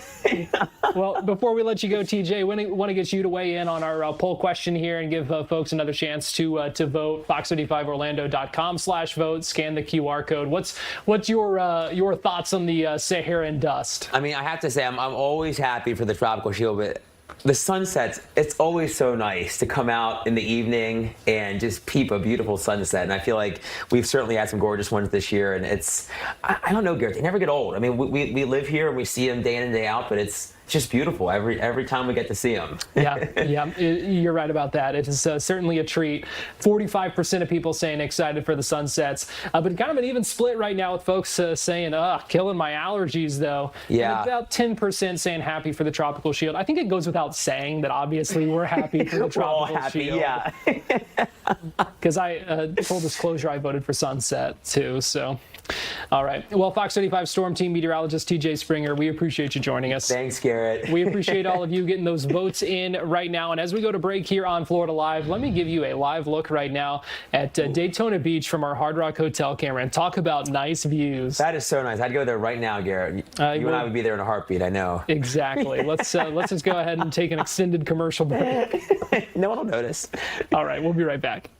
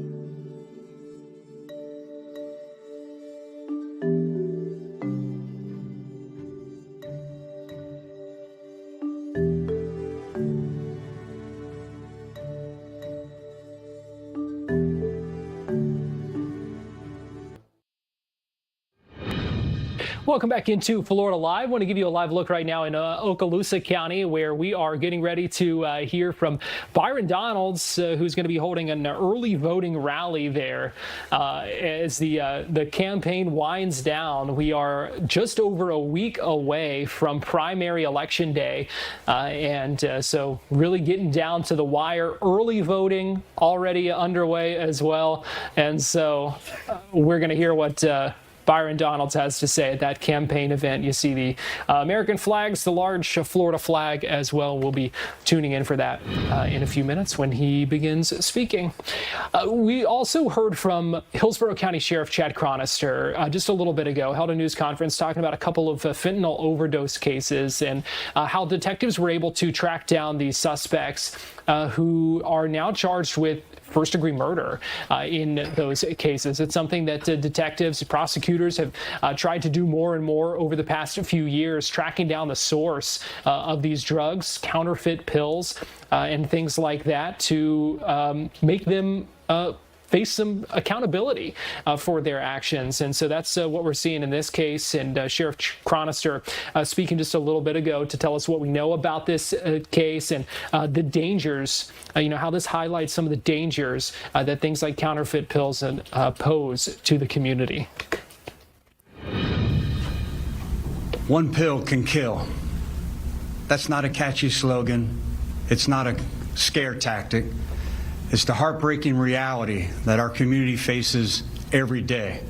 Fentanyl is one of the largest threats, one of the deadliest threats to our community.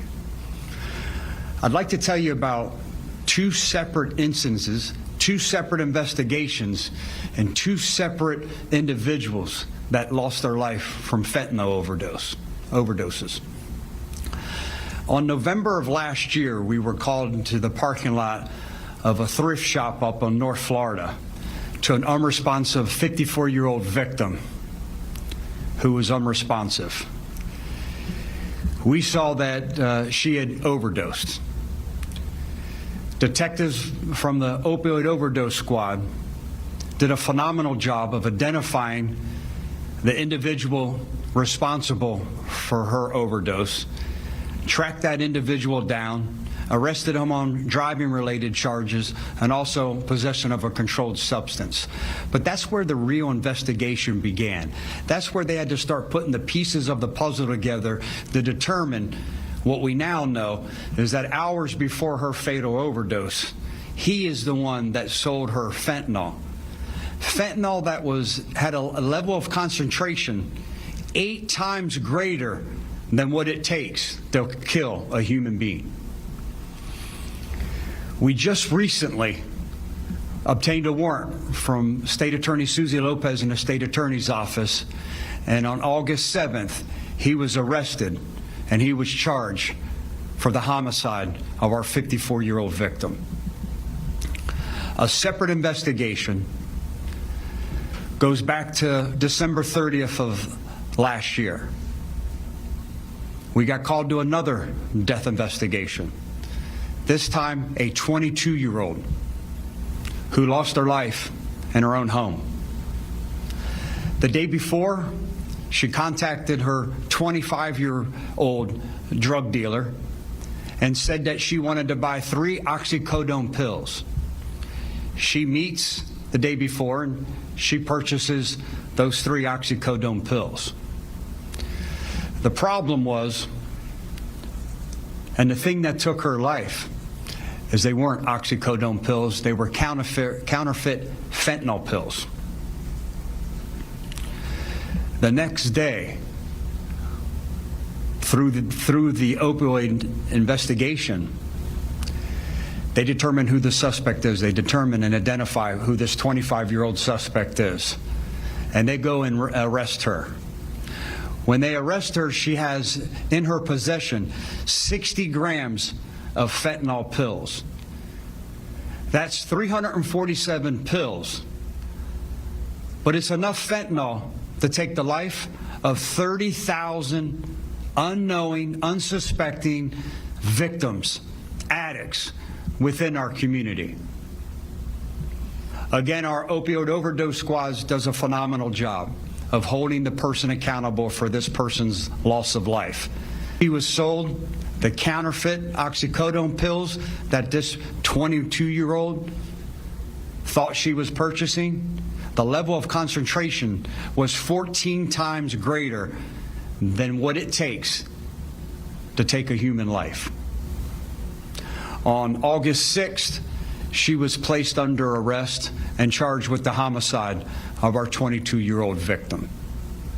If I go back again to the December 30th date where she lost her life and December 31st where we found her in possession of this extremely large quantity of fentanyl, she was charged back then with trafficking in fentanyl, possession of a controlled substance, and I think it's important to note that she also had a firearm in her possession.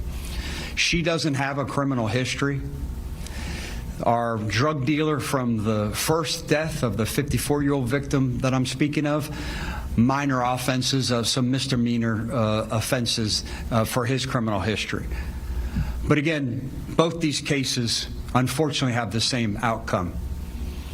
These are drug dealers who know what they're dealing, but they put profit over human life.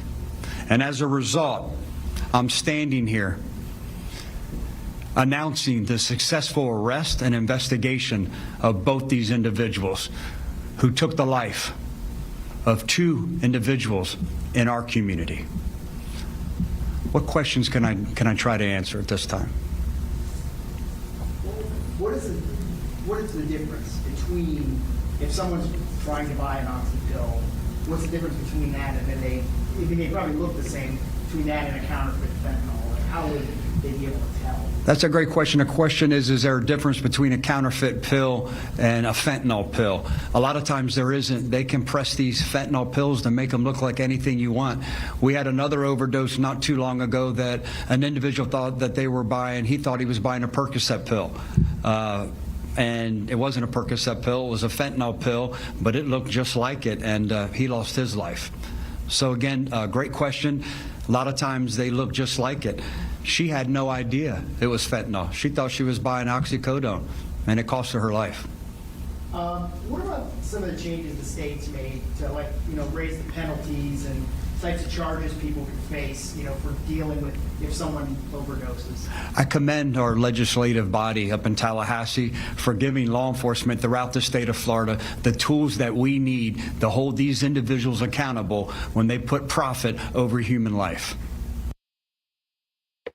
Sheriff Chronister, earlier today at a news conference, 1 pill can kill. The reminder that we hear, just because you never know, even when folks think they are maybe purchasing something, it might not always be that. And that is the danger, as we have certainly seen in those 2 cases that Sheriff Chronister was talking about earlier today. We're going to take a quick break right now here on Florida Live, and we'll be right back.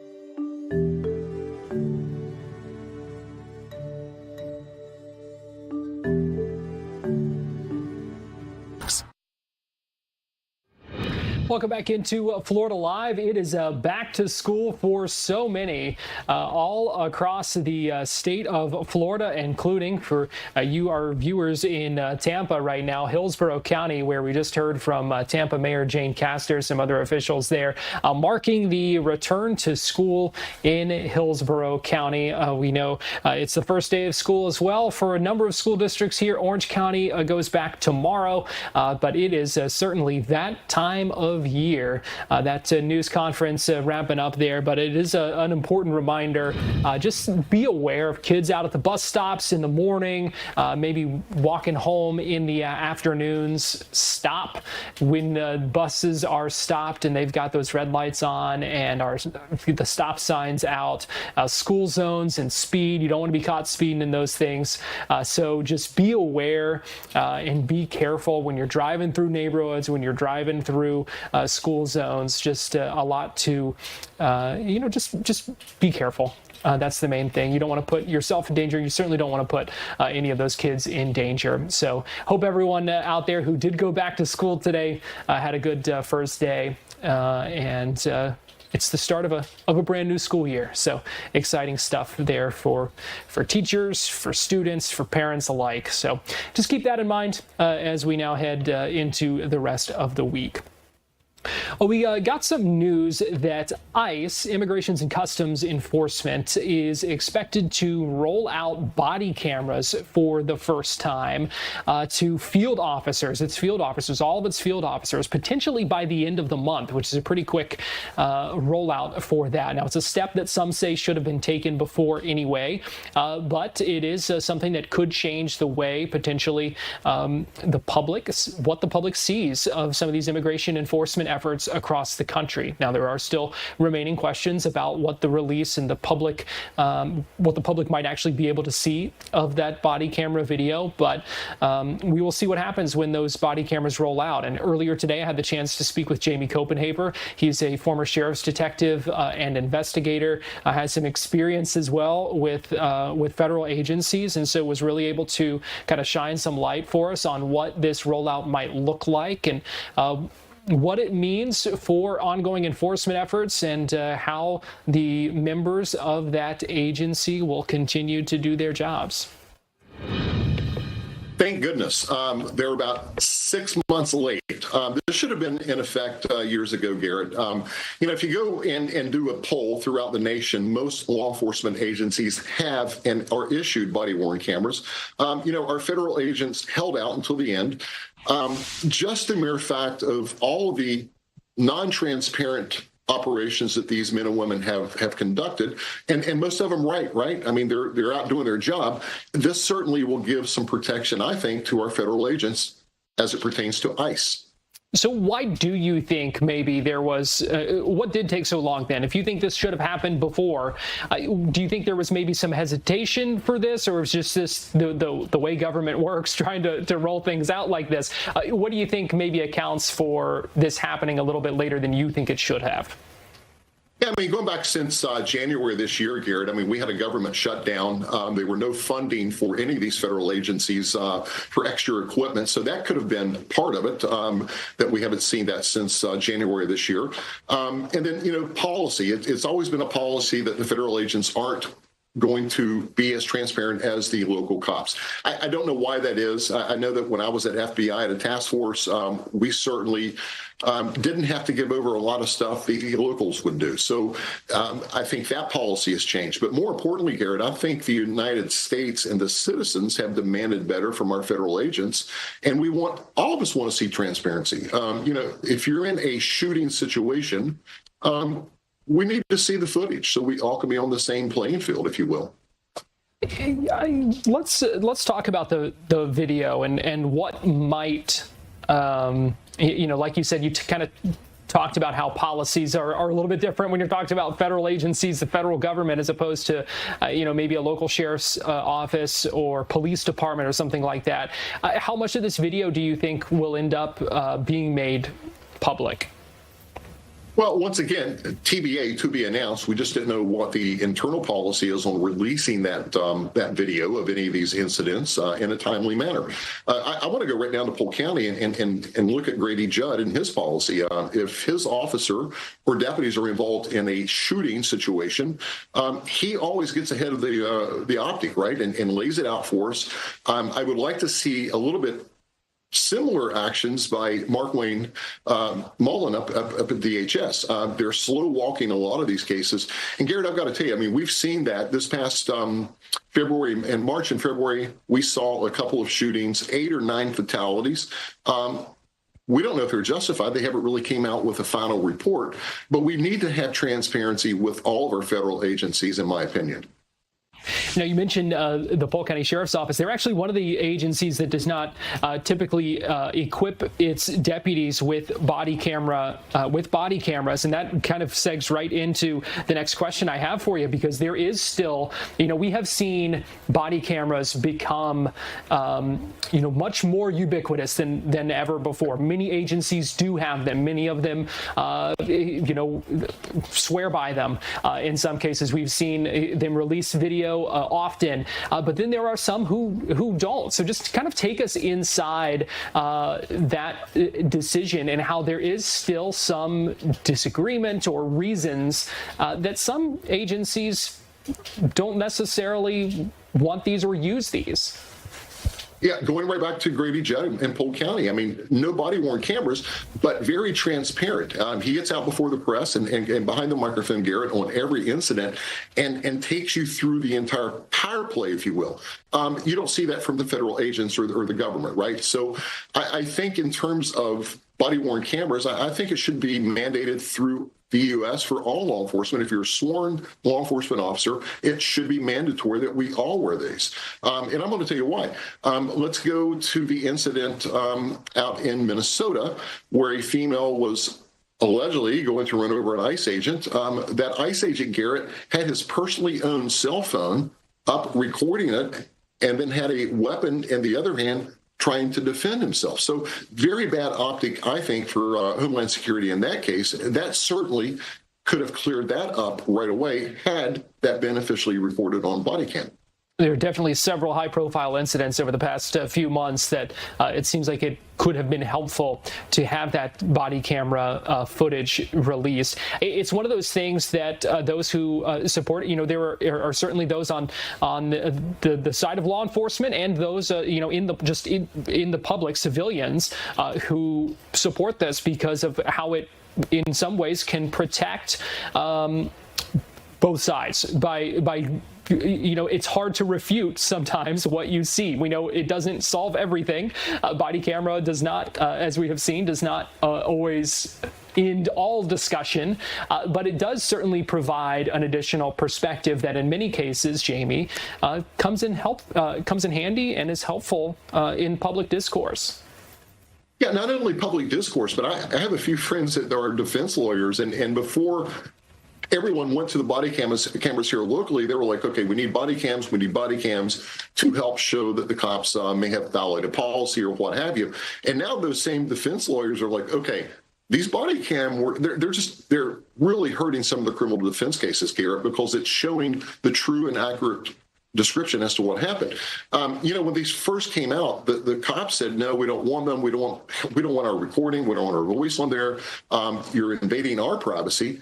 But now I talk to the guys on the street, they're like thankful they have body-worn cameras because it does help protect their credibility in these touch-and-go situations. So it's a give and take on both sides. Just segue, and I'm hearing Brevard County Sheriff's Office, Garrett, is going to an entire different body camera system. They don't have them currently. They're getting trained, but they're going to have new in-car and body-worn cameras right there in Brevard County. And I think maybe Brevard possibly was the last holdout in the state to issue those. Last thing here, Jamie, before I let you go, and I'm just curious about the mindset of officers who have not had these and then are all of a sudden going to have them. Does that take a change in mindset, or do you just keep doing the job that you've been doing? Now you just have a camera on your chest. It's going to take time, just like any other piece of technology or any other tool that's issued to our law enforcement officers. It's a learning curve, right? You get up in the morning, you go to the station, you plug your camera onto your vest, and off you go. Well, that's, if you haven't done that or worn that camera since you had been a deputy or police officer, it's certainly intrusive, if you will. But I think if there's enough documents out there and enough provable cases, Garrett, where these cameras have saved these cops from these touch-and-go situations. And I think the other deputies that are just now getting them understand and identify that. So I think it's a welcome piece of tool that these people are getting to help protect themselves. But also, I can't say this enough, it will actually tell and show a true, accurate picture of whatever that scene is. So I think it's going to protect the citizens, and it's definitely going to protect the cops.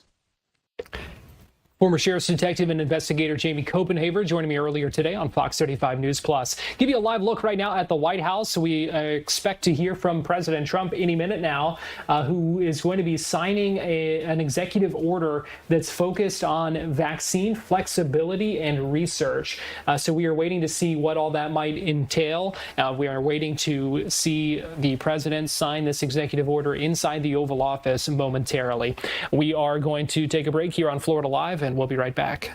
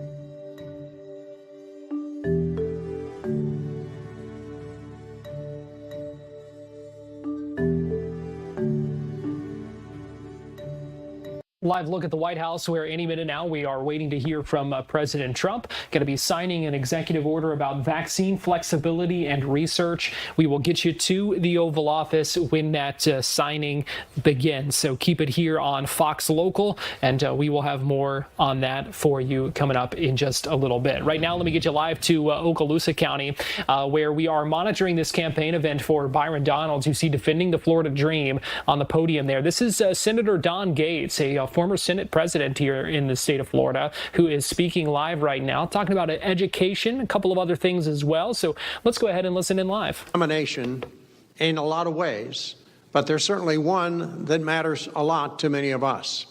There's more than one candidate for governor, or more than one person running on that ballot. But there's only one person who's running for governor who has won the absolute, unconditional, full-stinting, full-throated endorsement of the President of the United States, and that's Byron Donalds.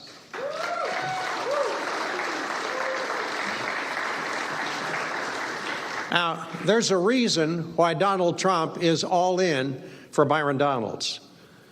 One reason is because when he was in the state legislature, he's the guy who made history. He led the fight to pass the first bill ever passed in this country that gave parents the opportunity to choose the schools they wanted their children to attend. School choice, Byron Donalds, he's the one who made history. That campaign event continuing right now. Meanwhile, I want to go ahead and get you inside the Oval Office. The pool shot just came up. Give you a live look at President Trump, joined by Robert F. Kennedy Jr., some other officials as well. So we are going to go ahead and listen in live here on Florida Live. Well, thank you very much. And this is something very important for all of us. And it's a vaccine EO. I'm delighted to be here in the Oval Office as our administration takes another historic step in our mission to make America healthy again. Today, we're proud to officially announce the United States of America's gold standard childhood vaccination recommendations, and that has to do with many subjects, but including autism in particular. I want to thank the man who has done more than perhaps anyone else to bring about this real revolution, Secretary of Health and Human Services, Robert F. Kennedy Jr., my friend, and he's doing a fantastic job. I'm proud of you. Give me what a very powerful hand he is. Strong guy, by the way. Thanks as well to Director of the NIH, Jay Bhattacharya, Deputy Assistant to the President of Domestic Policy, Dr. Heidi Overton, our MAHA moms, and including Jamie Franklin is with us today, a very special person, and also the medical experts and professionals who've worked very hard on getting this to happen, this day to come. For long and far too long, a long period of time, America's recommended more childhood vaccines than any peer nation. Beautiful, healthy, lovely, delicate little children, including giving the hepatitis B shot to infants and newborns on top of many other vaccinations. The hepatitis B shouldn't be given until they're 14 or 15 years old. They were given early. Effective immediately, my administration is recognizing gold standard childhood vaccine recommendations for only 11 core vaccinations against the most serious and dangerous diseases, along with the MMR, which hopefully will be split up. You have the MMR. We want it in 3 separate vaccinations, given at separate times. Together, there could be a possibility they're quite lethal, and separately, it looks like they are not at all lethal, but just very effective. So the MMR, we want to have separate visits, separate times. The vaccine being broken into 3 separate single doses, and vaccines being administered in separate visits. For example, at 1 year, you should have 5 separate visits for vaccines rather than getting them all in the same day. And I saw this early on, and I've seen proof of it, where they have a vaccination that looks like the size of a bottle of soda poured into a little child's body.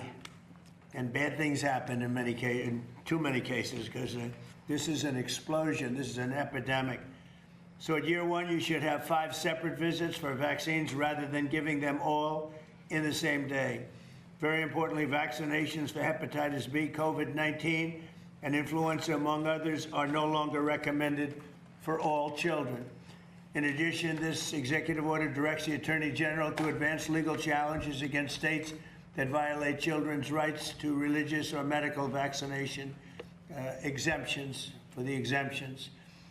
Other countries with high vaccination rates without mandates for school. Now, what we do is other countries have very high vaccination rates. President Trump continuing to speak live from the Oval Office right now. If you're joining us on our live streaming platform, we will keep listening as the president speaks right now and gets ready to sign this executive order, which makes some changes to the recommendations for kids when it comes to the immunizations that are recommended by the federal government. If you're joining us on Fox 35 TV, we are out of time. We appreciate you joining us here on Florida Live. But again, we'll keep listening into the president here on Fox Local.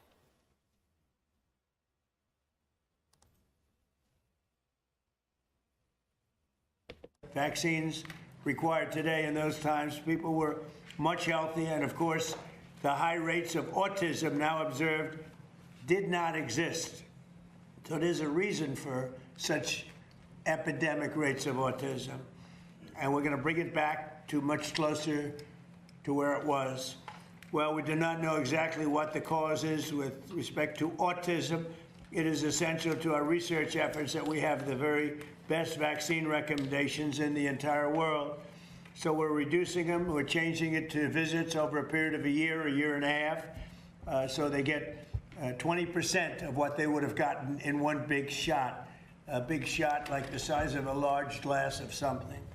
This announcement is a major victory for parents' rights, for religious and constitutional rights, and for the gold standard science, and we will continue to do the research and update the recommendations as we learn more. And I think you're going to see some amazing results. I'm breaking it up. It's not only that you're doing fewer vaccines or jabs, as they say, but you're doing them in a series of visits to the doctor, much smaller amounts. To ensure Americans benefit from these recommendations, my administration is fully committed to using every tool at our disposal, including a review of potential funding and finding. Frankly, we're doing funding and we're doing findings. And the findings will be announced almost immediately as we gain some strong surety.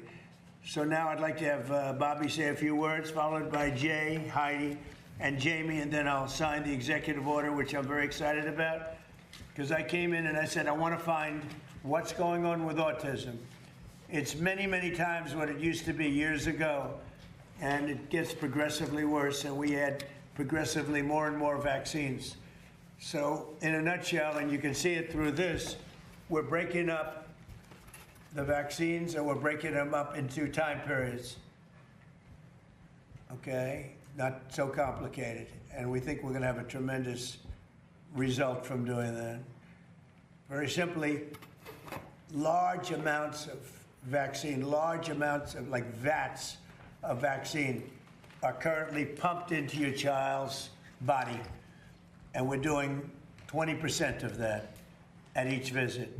And we'll let time elapse between visits so the body can handle this massive amount of fluid being pumped in.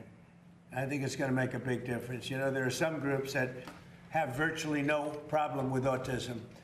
And they, you know, I have to say this, they're groups that aren't big into the world of vaccines. So there's something wrong when we see record numbers all the time. Every year, for years and years, every year gets higher, higher, higher autism.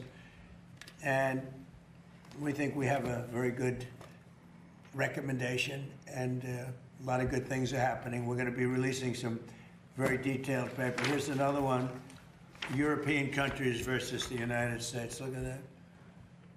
These are high-level, very medically powerful European countries. You see the top, that little chart says a lot, but that's the difference. So with that, I'd like to have Bobby say a few words, please, and then we'll go to the others. Please, Bobby. Thank you, Mr. President. I want to start by just reinforcing something the President said, which is the source of his concern about this issue. And I'll just give an example. In 1970, the biggest epidemiological study at that time in history was performed.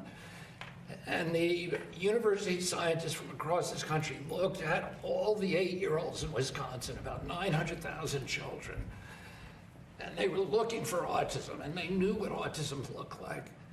And they came back with an incident rate of 0.8 per 10,000. So less than 1 in 10,000. The rate, according to CDC, today in this country is 1 in every 31 children. In California, it's 1 in every 19 children, 1 in every 12.5 boys. Well, there has been a dramatic increase. One of the things that the industry likes to say, one of the talking points, which the press loves to parrot, is, oh, we're just noticing it more.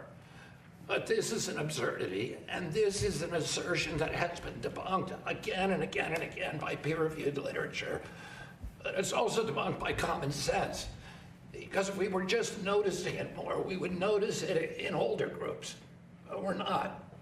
We're only noticing it in kids who were born around 1989 or after. The older generations, you're not seeing those increases. So something happened in the mid-90s that changed our children, and it has to be an environmental exposure. Because genes don't cause epidemics. They can provide a vulnerability, but you need an environmental toxin. And what the president has charged us with is finding which one of those exposures or which collection of exposures are causing this epidemic. For decades, I fought for a simple principle. When it comes to the health of our children, government has an obligation to follow the evidence wherever it leads. Tell the American people the truth and give parents the information they need to make informed decisions for their families. Mr. President, you gave us a mandate to do just that. You directed HHS to examine America's childhood vaccine recommendations against the best available science and the practices of other developed nations. We did that work, and on January 5th, HHS and CDC overhauled the childhood immunization schedule, reducing the number of diseases universally recommended for vaccines from 17 to 11, and establishing distinct categories of recommendations based upon the scientific evidence. Our assessment found that the United States recommended more childhood vaccines than any other peer nation. President Trump mentioned the number that's 72 jabs before 18, but it actually could be up to 94 jabs. And nobody else has anything like that. And then many other countries, or most other countries, achieve high vaccination rates through education, informed consent, and public trust rather than mandates. Today, with this executive order, you are building on that work and acting on that evidence. We will preserve access to vaccines, strengthen safety monitoring, expand research, give doctors and parents better information, and restore informed consent and parental choice to their rightful place in American medicine. At HHS, we are already moving across multiple agencies, FDA, CDC, NIH, ARPA-H, NTP, the National Toxicity Program, and other parts of the department. We have already launched unprecedented research effort examining vaccine safety and long-term health outcomes in American children. We are putting some of the largest health data sets in the country to work, including CDC's Vaccine Safety Data Link, FDA's BEST systems, and other major federal and private health data sources. We're pursuing dozens of studies and analyses. We are comparing health outcomes in vaccinated versus unvaccinated children. We're examining aluminum adjuvants, the timing of the hepatitis B vaccine, vaccines administered during pregnancy, and outcomes ranging from allergies to autoimmune disease to autism and other neurodevelopmental disorders. At NIH, the National Institute of Allergy and Infectious Diseases and the National Institute of Environmental Health Sciences are working with the National Toxicity Program on a comprehensive review of vaccine adjuvants, ingredients that are added to vaccines to amplify the body's immune response. They will determine what the existing science establishes and where uncertainty remains and where we need additional research. We're bringing that same determination to autism. NIH has launched the Autism Data Science Initiative with 13 research awards examining autism prevalence, causes, treatments, and services. 5 of these will include vaccines among the potential factors that they examine. Dr. Bhattacharya will discuss that work in greater detail. Next month, ARPA-H is preparing a major new initiative focused on foundational causes and biology of autism and on better diagnostics, treatments, technologies, and tools for people with autism and their families. We will examine every biologically plausible hypothesis and leave no legitimate scientific question unexplored. Mr. President, you have told us that you want answers, so do I. We have just over 2 years to finish the work, and I know you're impatient, and we are moving with urgency that deadline demands. We will bring you actions and findings as soon as they are ready. We will not wait for the 90-day period, and within 90 days, as you have directed, we will deliver the full response required by this executive order. Our task force on safer childhood vaccines was established by Congress in 1986, but went dormant in 1998. Last year, after nearly 3 decades, this administration reinstated it as required by the statute, and yet it was discontinued. And you restored that congressional mandate. The task force is already working to expand vaccine options, examine the timing and sequencing of childhood vaccines, strengthen safety monitoring, advance research into alternative adjuvants, and continuously evaluate risks and benefits using American and international evidence. Taken together, this is what gold standard science means. No predetermined answers, no institutional taboos, no sacred cows, no hiding uncertainty. Test the hypothesis, examine the data, replicate the results, tell the public what we find, and be honest. This is the standard you have set for this administration. It's this standard I intend to enforce at HHS, Mr. President. You asked us to get this done, and we are getting it done. And we will keep working with urgency until American parents can have confidence in the medical advice that their government gives them is worthy of their trust. Thank you very much, Mr. President. Thank you very much. Thank you, Bobby. And Jay, please. Today's a historic day for public health in this country. The executive order recognizes the plight of millions of parents across the country with autistic children. Autism is a very complicated condition with very heterogeneous, ranging from relatively mild symptoms where kids are full functioning to a devastating condition that fundamentally alters their lives and the lives of their families. You've heard from Secretary Kennedy and from the President their passion for the plight of these families, to see how we can help them understand the condition, to help prevent those conditions from happening in the first place. And what this executive order does is it orders us at HHS to take this extremely seriously, as we have been for the last year and a half and more of the presidency. At the NIH, what we've done is we have established the Autism Data Science Initiative, which started almost a year, actually more than a year ago, where we funded a dozen and more major research teams to answer the question of what is the cause of autism. It's a complicated biological phenomenon. It's not going to be a simple answer. It will have, as the Secretary said, potentially genetic predisposition, but that cannot possibly explain why we've seen such a large rise in autism. There must be some other environmental factors involved, and that's the basis for thinking that's driving these dozen and more research teams that are looking at this. The science takes time. It's very frustrating, and I know I felt that frustration myself. As a scientist, you don't get answers immediately. But the teams have been working assiduously for a year, and the main thing I want to emphasize that we've already accomplished in that year is we've changed how people and the scientific community thinks about autism. You've given them permission to ask the question that would otherwise have been difficult to answer otherwise.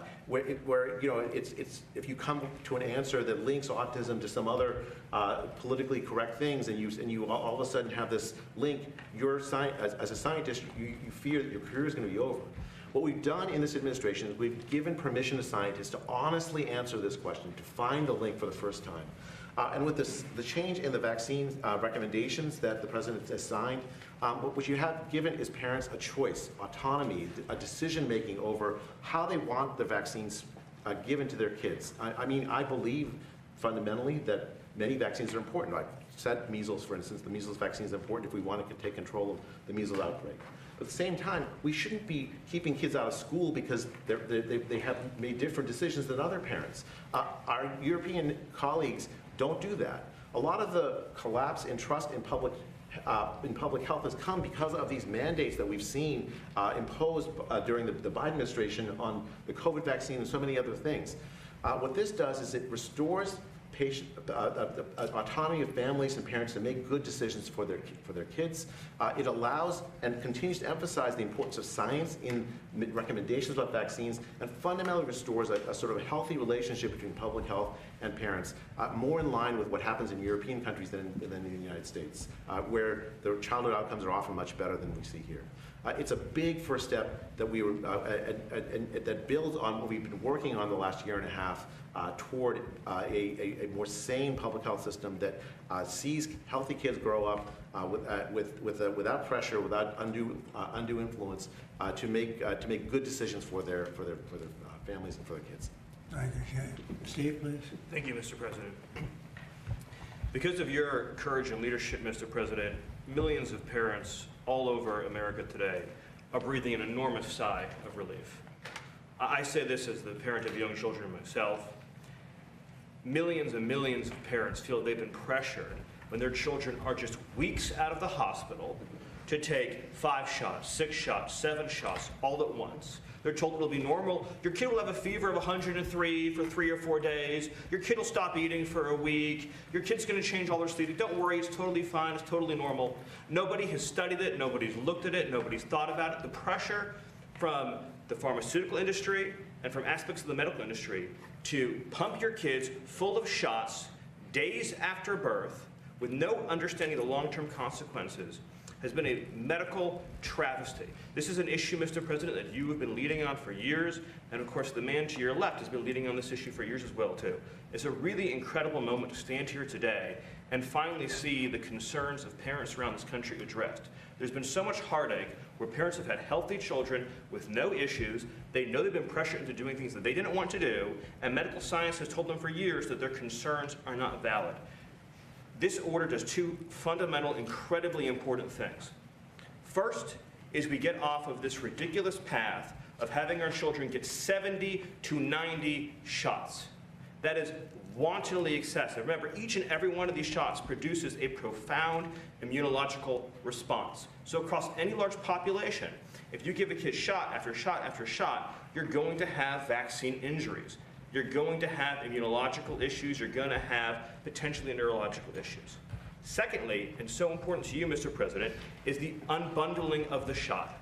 Why do you need to have these shots bundled into these packages? Why can't you split it into 5 visits and give this young body, if a parent wants to do a vaccine, 1 shot at a time? Why is it that in Japan, you can get a separate measles shot, a separate mumps shot, a separate rubella shot, but in America, it has to all be packaged together? This is a courageous action, Mr. President. This is an action that ensures the dignity of patients, the dignity of parents. It restores choice. It says we're going to let the parent and the doctor make a sound medical decision. And again, I'll just say one more time, the fact that you have had the courage to push this forward, knowing the unfair criticisms from some in the establishment, and to give the chance for Bobby, who spent decades representing parents, to stand here today.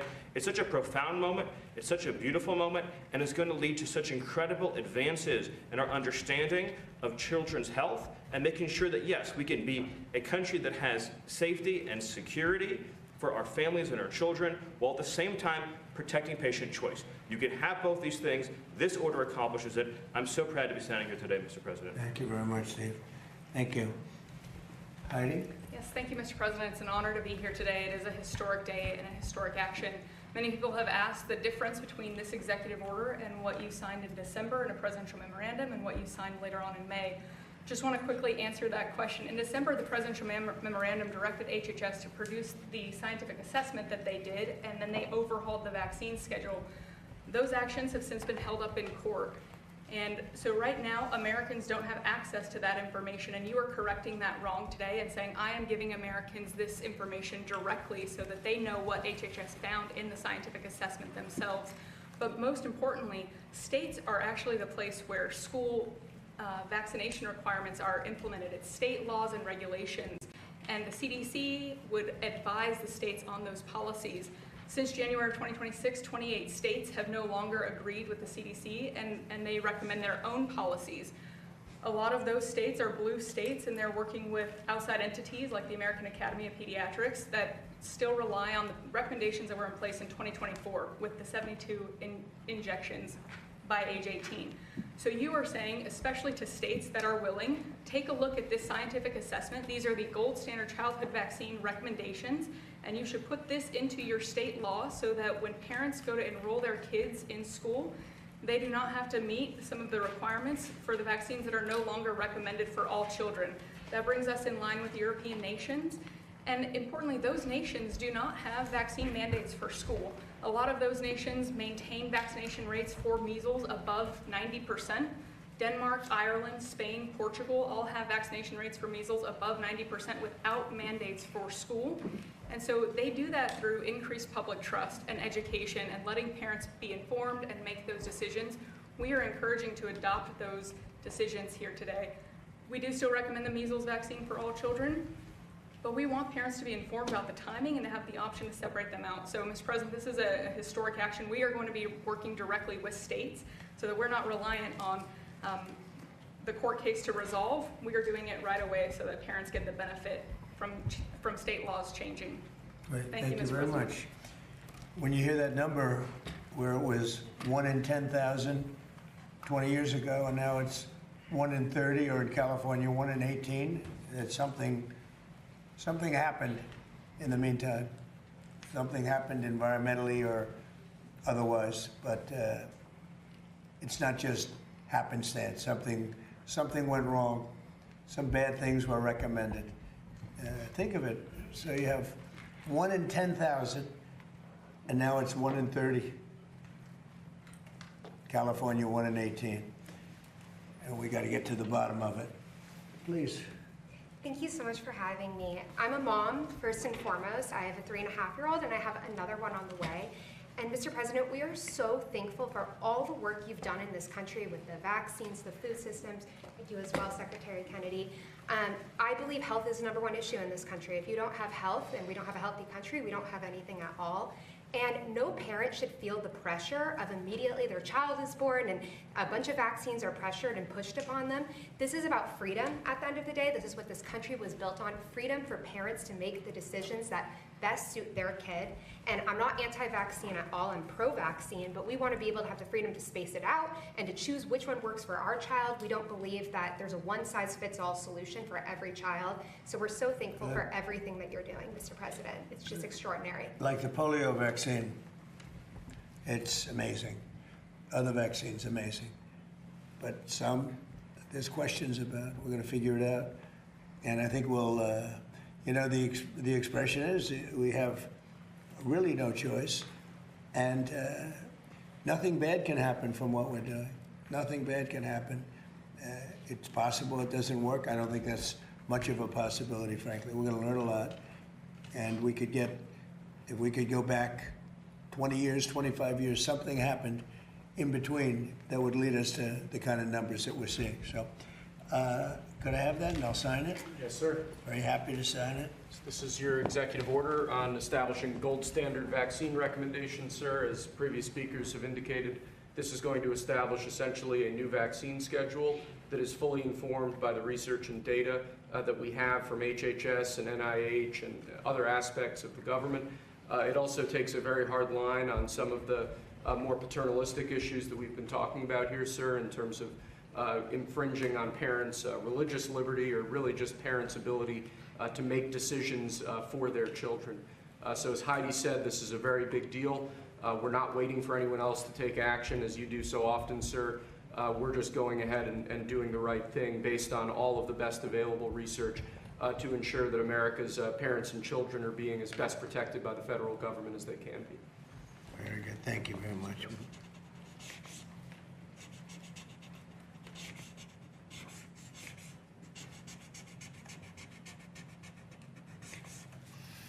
Okay, that's a big one in my book.